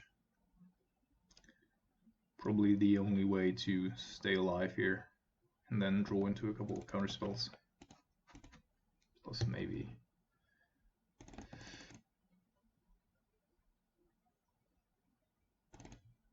Also problem is that with the Lava Dart we're actually going down to 3 here.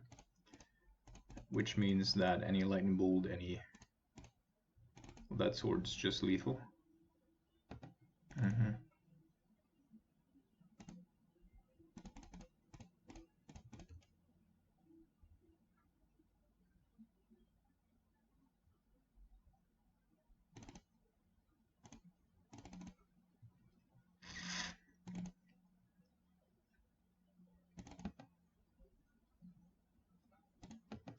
So we can't go Cologon's command, kill the Soulscale Mage because of the Lava Dart in the graveyard.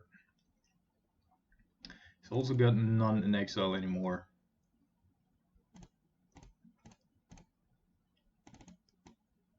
And I'm not sure, like I don't expect them to play Phoenix anymore.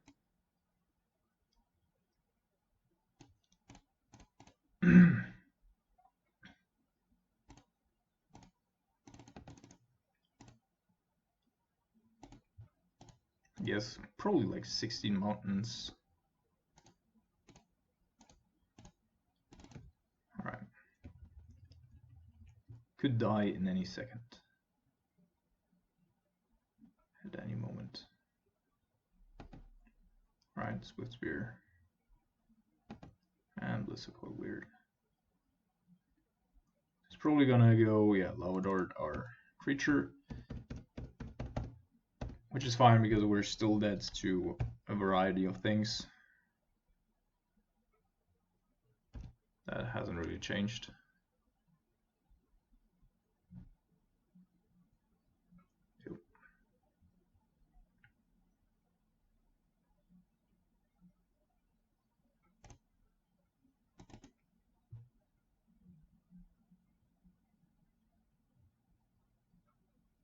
It's actually quite interesting.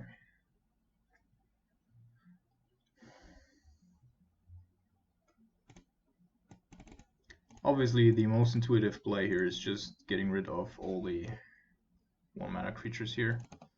But there would have also been a line where we utilize our Teferi there.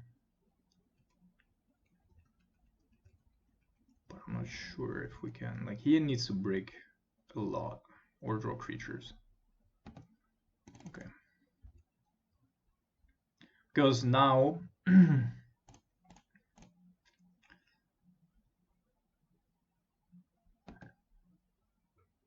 still does have a couple of lightning bolts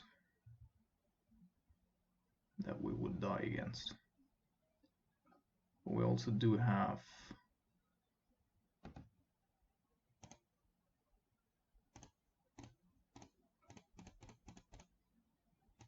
let's see.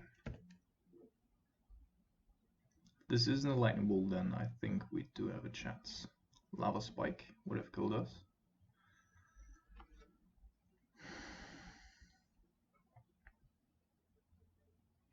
So we attack with Snap, put him down to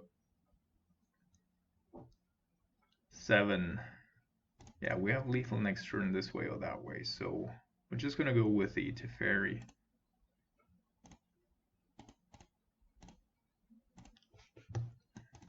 And hope to evade a spell one more turn.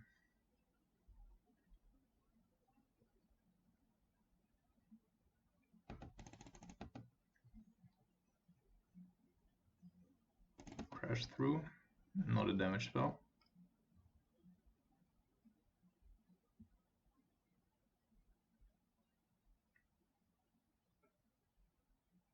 That appears to be something that deals damage. And we gotta be honest here, like, there's just a whole lot of stuff that we die to.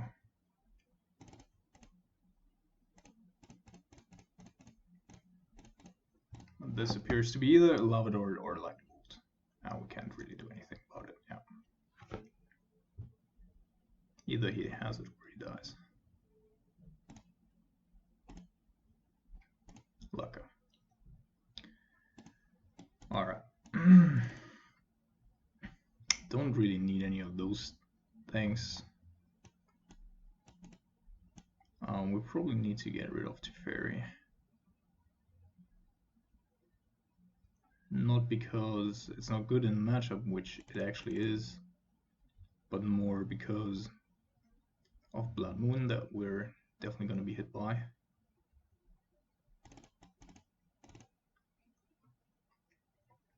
No, I'm good with this.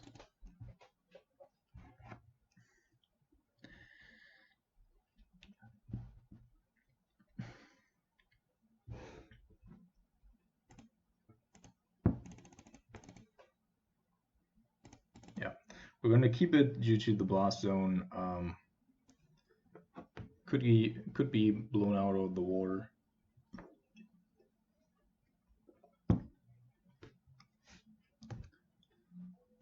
Until we get it online, but on the play with the blast zone in hand, counterspell and nimble. That's a risk I'm willing to take. Starting off with Warrior Grave because we have a mountain in hand.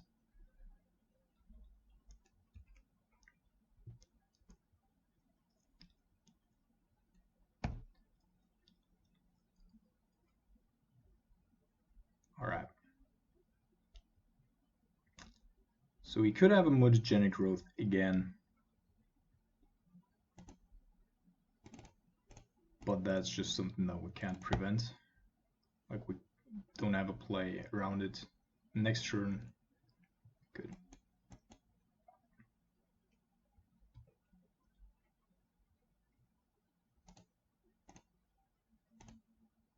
Gut shot for the card disadvantage, and our opponent only has one land, which is interesting to say the least.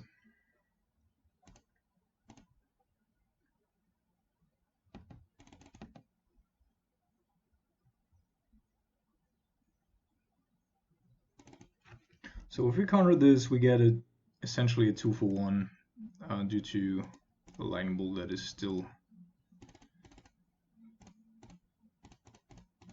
in his back pocket, and that he cannot counter anymore, play anymore. Sorry.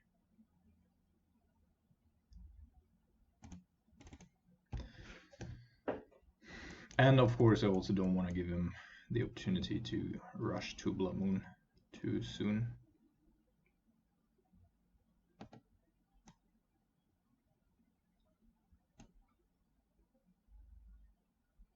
Pretty sure he's looking for mana for Blood Moon. Alright. Or he just doesn't have a creature. So I'm maintaining the blast zone for the time being.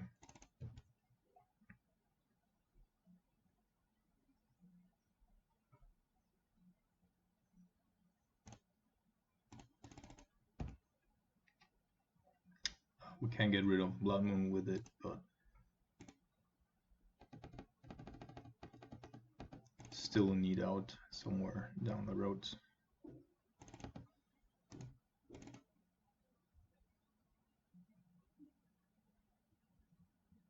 Yeah, so although our matchup's still pretty bad against the deck, I'm actually not sure. Should be playing the Nimble here. Certainly gonna die, but he's certainly not gonna play. Well, he's probably gonna play Lava Dart, but not flashing it back. So now we have a Nimble Force Negation. Sorry.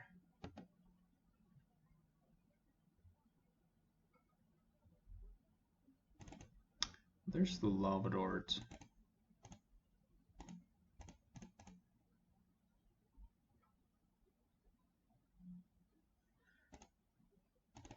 You know what?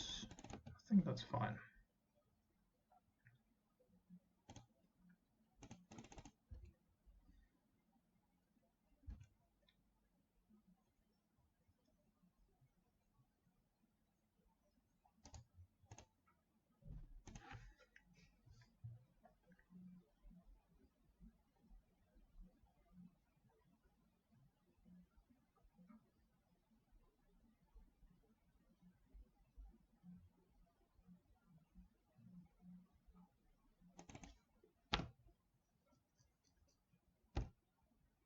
Alright, opponent going with a burn plan now. Yeah, that's definitely what I want to have here.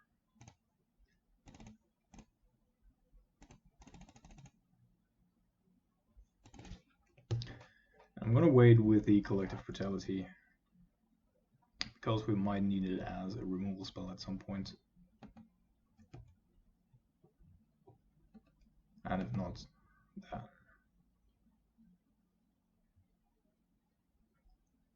we just have other things.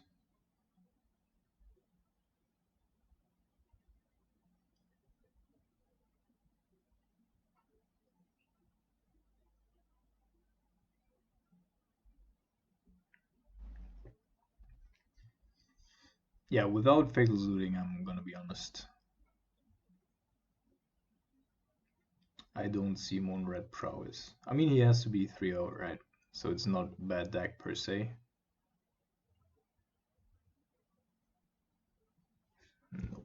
that's certainly not going to do.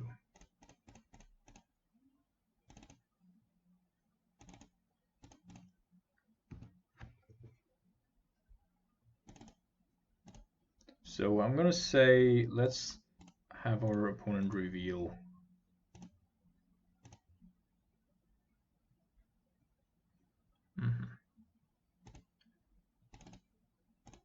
And then return and discard.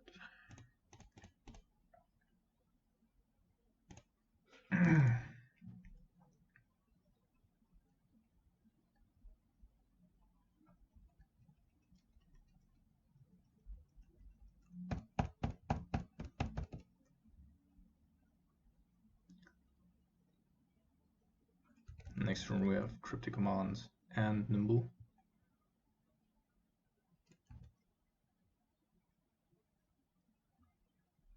And our opponent's still desperately looking for lands. Not for lands, for creatures, of course.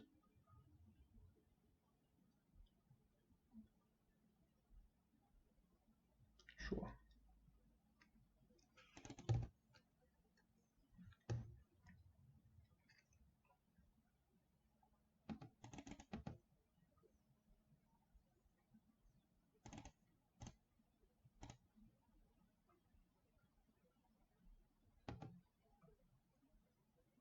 I actually think this is fine because it doesn't really cost us anything. Last zone isn't getting much better. Now he's going to Lavador or Nimble, of course, but that's going to be the, well, another blast zone.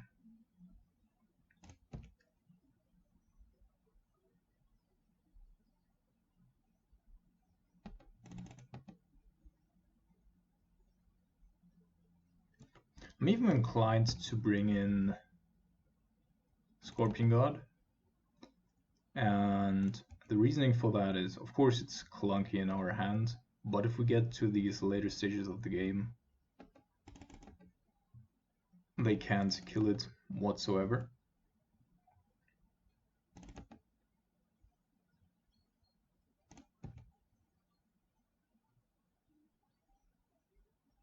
Alright, risky business, friend. Did you forget about your Lavador?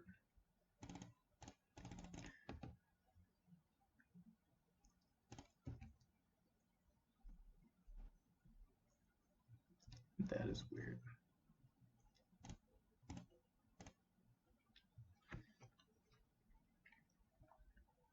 Yeah, you would have to have 3 bolts here. Sad that we didn't win the first game there.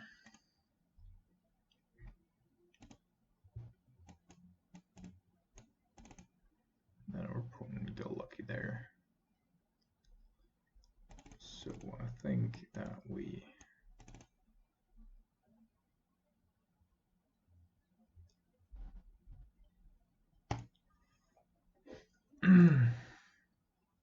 are going with a bit more value here. Actually,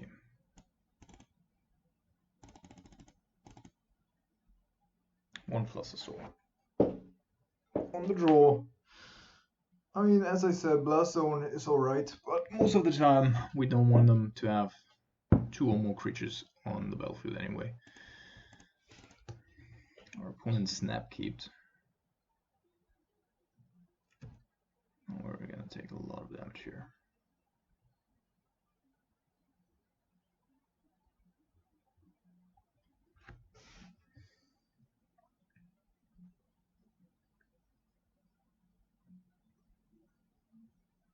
Don't think that we can use the Serum Visions just yet.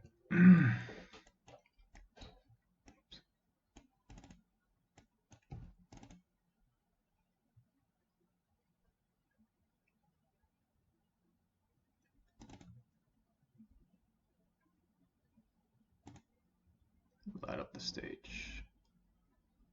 Yep, for 100%. Crash through and another Swift Spear.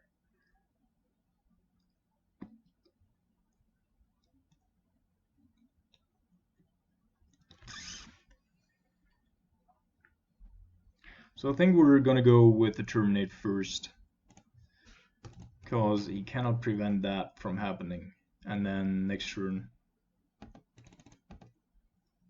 we are indeed gonna go and Lightning Bolt there.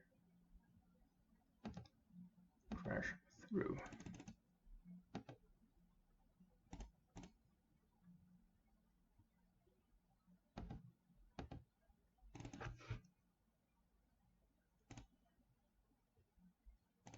Alright, he passed priority, so I guess there's nothing else coming. And we're just gonna kill one of them here.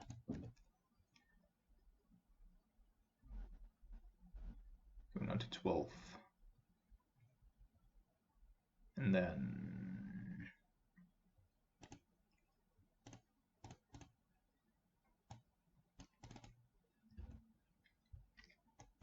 we're gonna take it slow here. As slow as possible.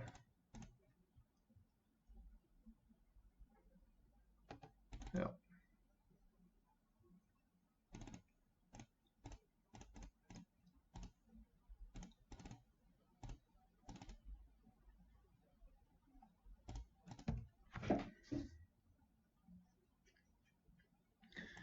All right.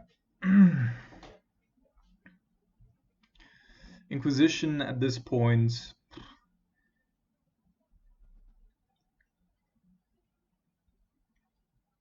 Could get it in this turn, but we also do have Collective Brutality. Swamp would be alright if our opponent had a Blood Moon indeed. But I think we're gonna go bottom here.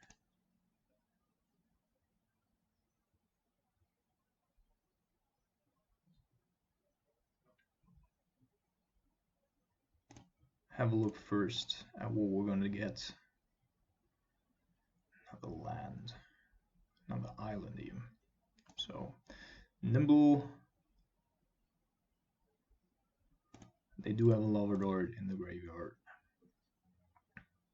But I think we're gonna go top here. And then go escalate 2 modes.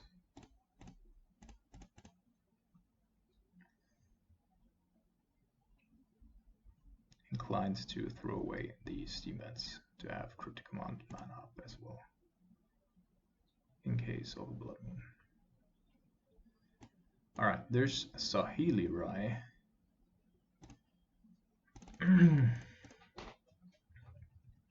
Which is going to be a problem if we can't, like if he draws a land right now. Alright.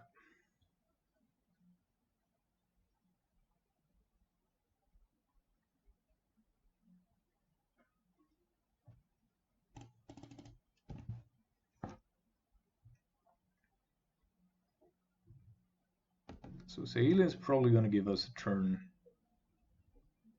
Yeah, because he has to play it.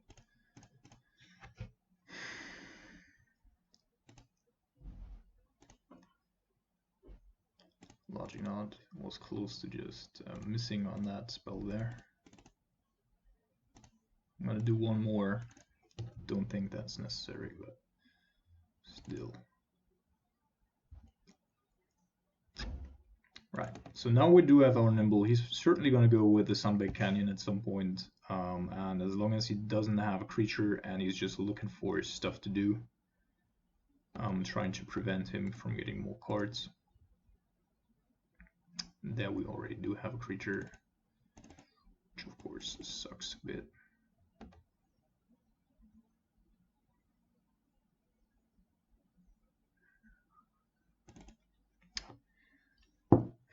Problem is that Kolaghan's Command again just isn't good. The only real thing that we can do here, oh, he also does have Gutshot and Lava Spike.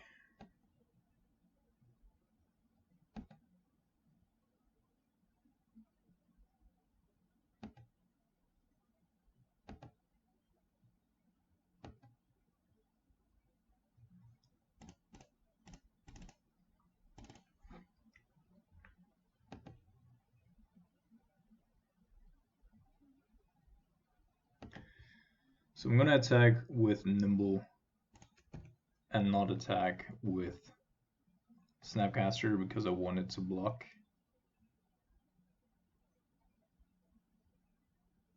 Or I wanted to die, to be more precise.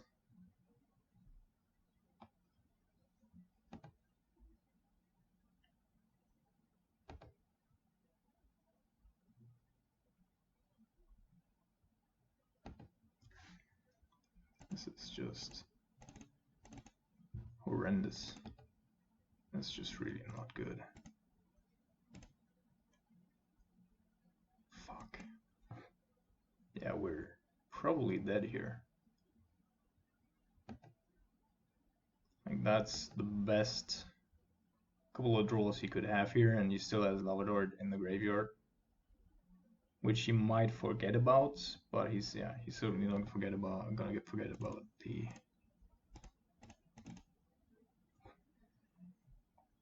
gut shot. And he has another Lavador. Fuck my life. Well, lucky opponent, lucky opponent.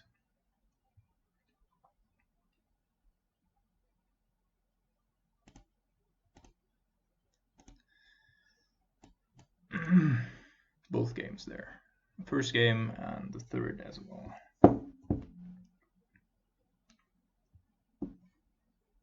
And even if you kept the Nimble back,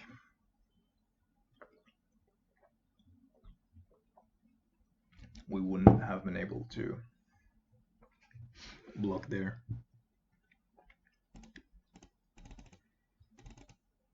Alright, let's keep.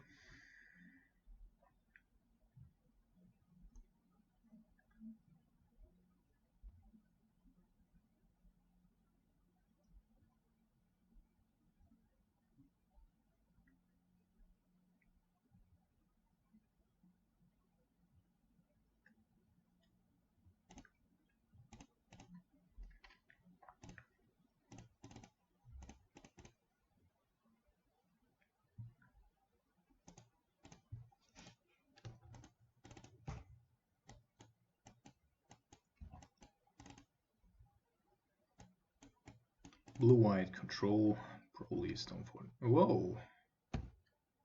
Not a Stoneforge deck. Some sort of blue Delver here.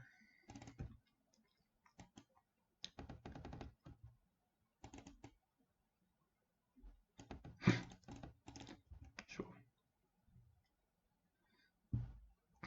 Probably Jeskai, I guess. Jeskai Stoneblade Delver.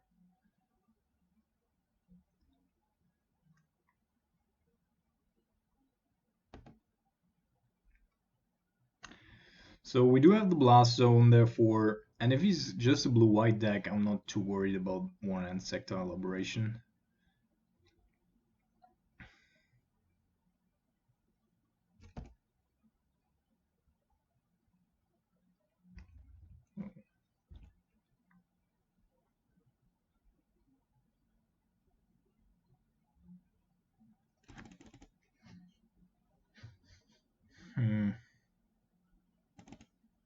Yeah.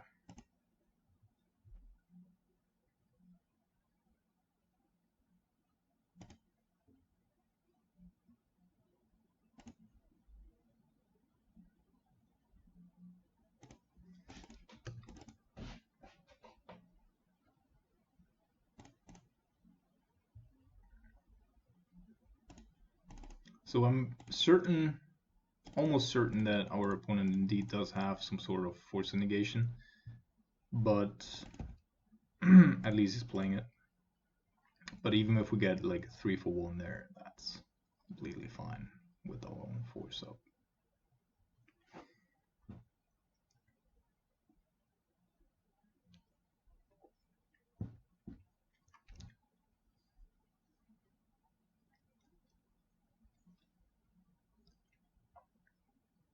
Nope.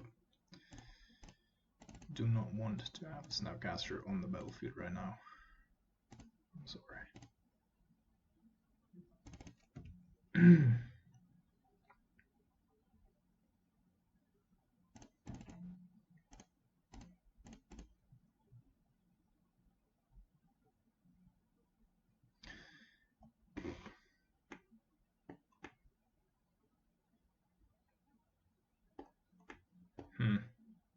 I guess charter course.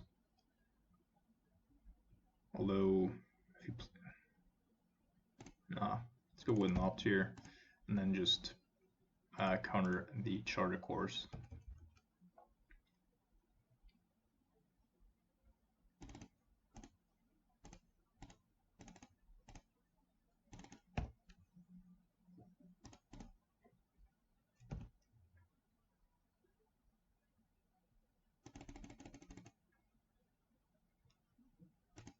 So we could also go Snapcaster Mage Inquisition here to get rid of the charter course, but I guess this is just better for us.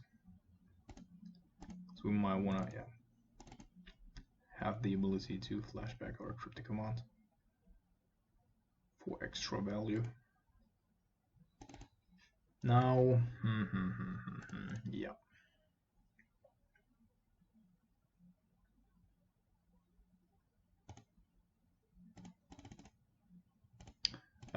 Didn't need to shock there. Don't know why I did it.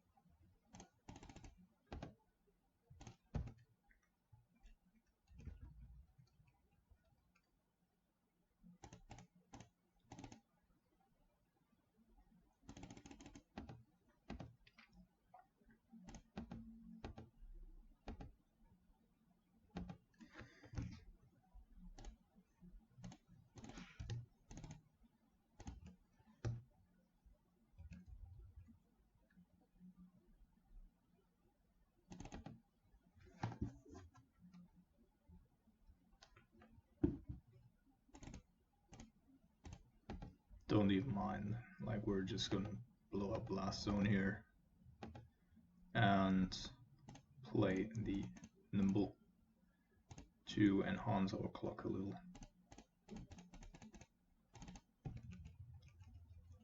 I think our opponent just gave up. Alright.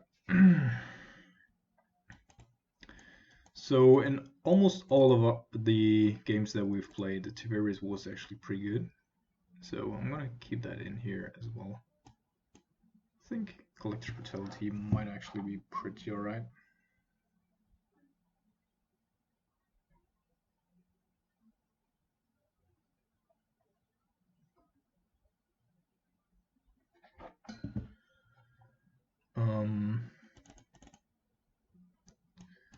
So that's gonna go, that's going in. Other than that, I don't see a whole lot. Like, we could be bringing in Plague Engineer, especially because Insectile Liberation on the upside is a human. So if we go human or wizard, I think it's a wizard. Not 100% sure. But other than that, I'm pretty alright here.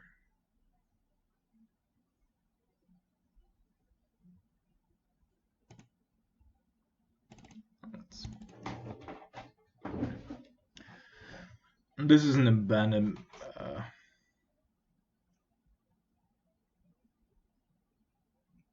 an excess of riches.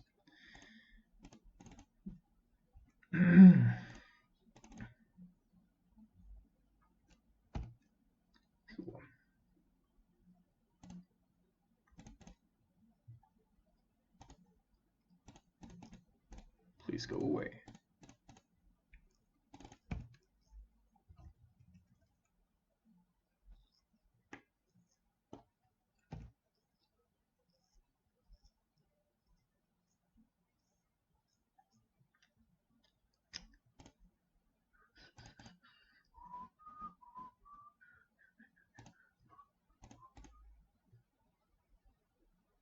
So I would just assume that our opponent is indeed following things up with some sort of planeswalker. Otherwise, he just has an insane amount of counter spells.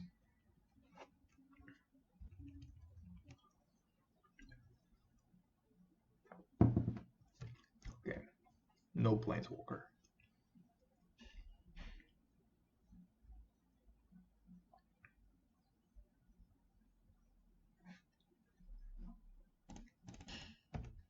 Haven't I scryed like an island to the bottom 2 times now?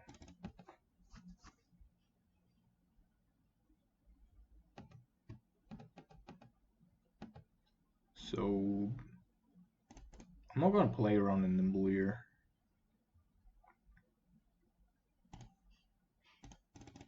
Which of course could be in a tempo-oriented shell. Ah, this is a joke. What the actual fuck? But our opponent's not a control deck, so probably no Field Ruins, and if so, not a whole lot. Yeah, we're gonna try to counter here, despite the fact that I don't think it's gonna get through. Yep. This definitely is a problem.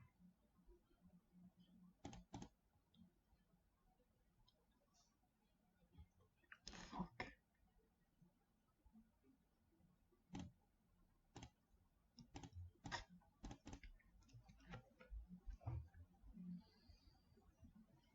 Path, Serum Visions. I guess we're gonna go against the Serum Visions because I don't want him to have good answers lined up, and in case he's gonna go with another Delve of Secrets or whatever.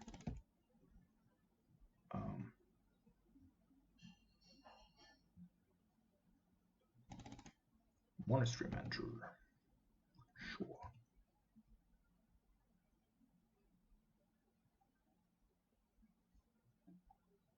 Alright, could be a good turn if he doesn't have, like, he could of course also just path his own mentor here to generate a creature token, which he does. Could also double path it to generate another one. But I think we're just gonna go and kill the Teferi here first.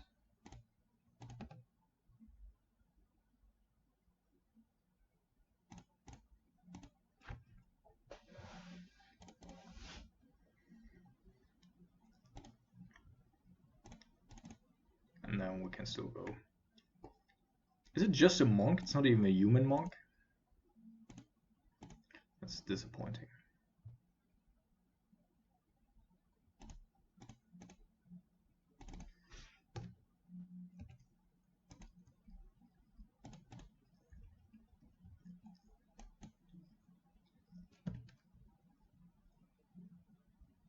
Yep.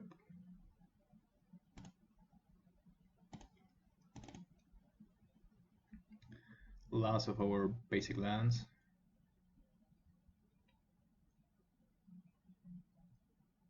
Oh my god. Alright. It's gonna be monk.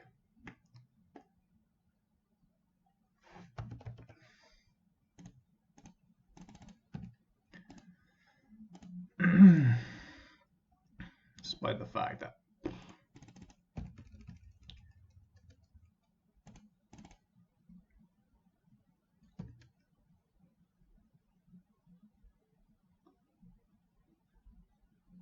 hey mate, this is not cool.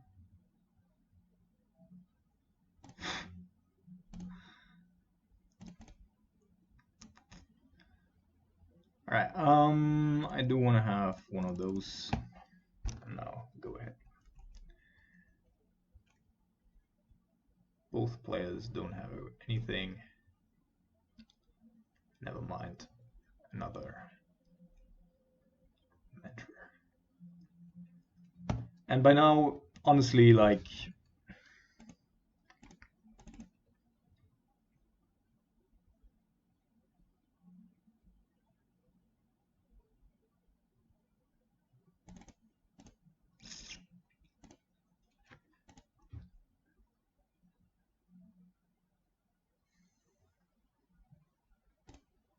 and we have to hope that the card in his hand is actually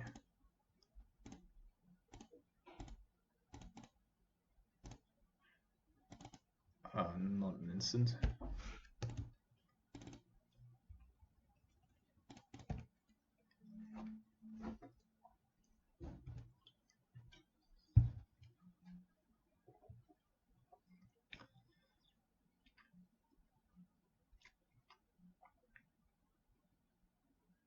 Alright, Force Negation gives us at least protection against Planeswalkers.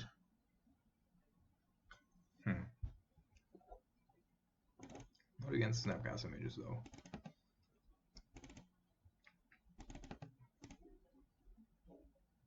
I'm gonna counter that because he's playing a lot of creatures and our Force of Negation. Like, if there's one thing that we can afford is having another creature here on the battlefield.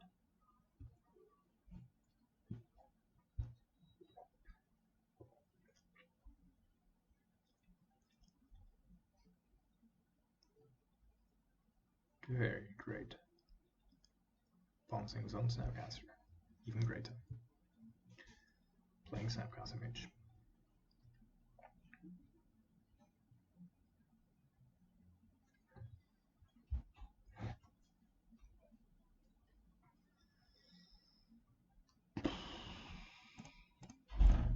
On the plus side, the Teferi can't bounce our Jace, and he also doesn't have any path to exiles anymore. So either he has another Snapcaster lurking in the shadows, or our Jace is gonna survive.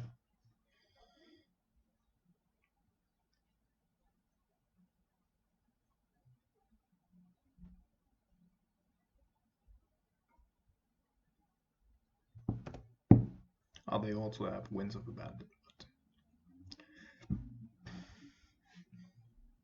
I somehow don't believe that that's a viable option. Alright. So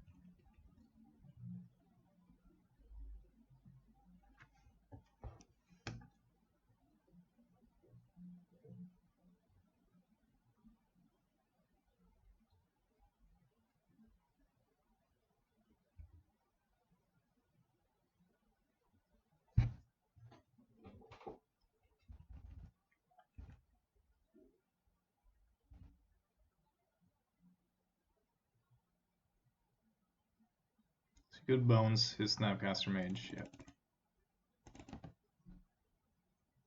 To path our Jace, I guess.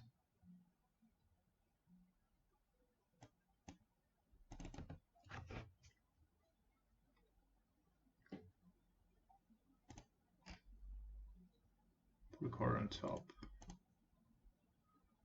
Serum Visions.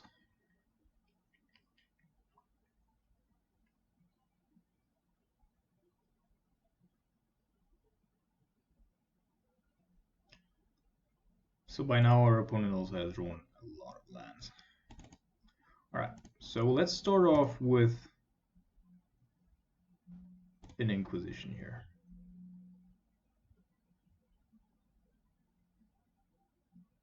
He's probably going to be forced to go with a Snapcaster. Actually, we should have activated the Jace here first.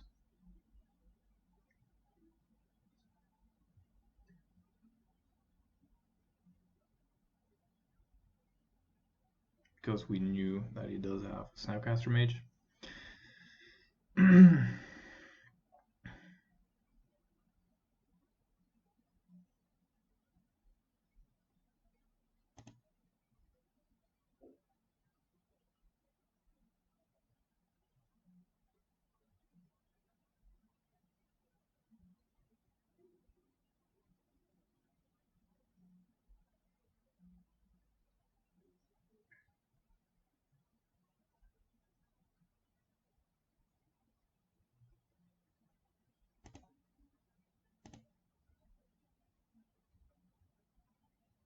Spell Pierce and Dispel. Alright. So, which means that I think we're gonna go with a Serum Visions here first. Then utilize our Jace to stop the Snapcaster Mage.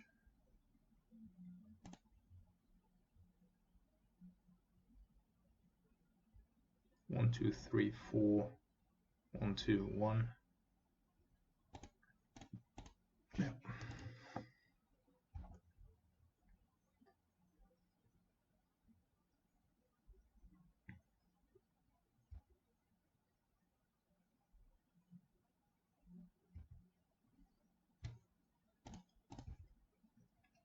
Put a card on the bottom.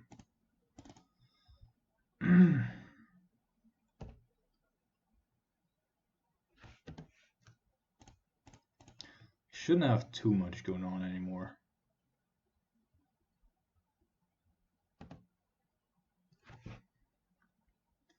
So we got 3/3.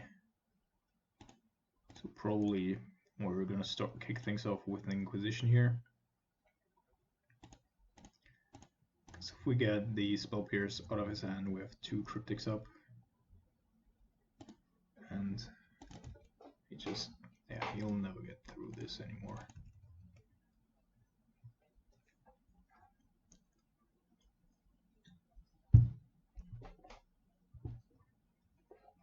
Yeah, so, I mean, the game's not over yet, but I'm pretty certain that I'm going to win this. What I was going to say is that, as you've seen, we've not encountered a single Stoneforge Mystic deck. Not even this blue-white Mentor deck is actually playing Stoneforge Mystic. And that's pretty telling, you know.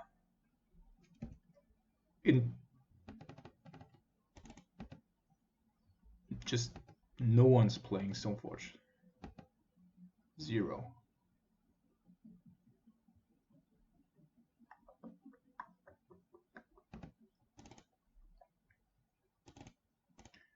It's not yet a good target here.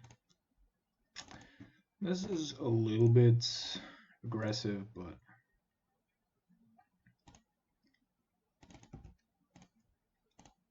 what's the worst thing that can happen, right?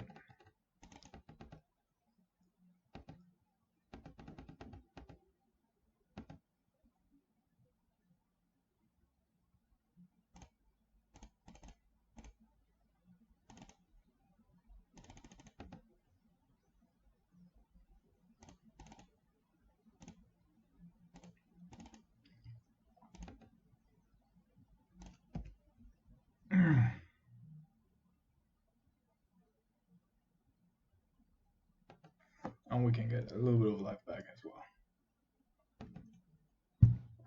As soon as our Jace is on free loyalty anymore. Again. find about the Delver.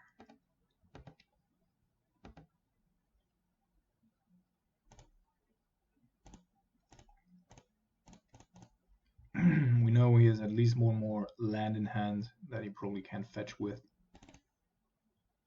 We're gonna go card draw.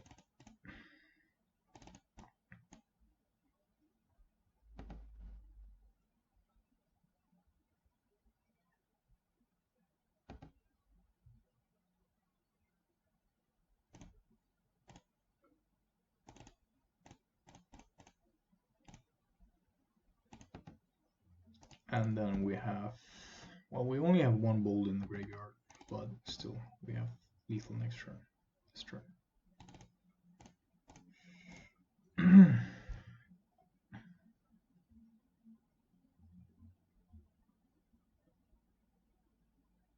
Alright, I think our opponent knows that he's dead.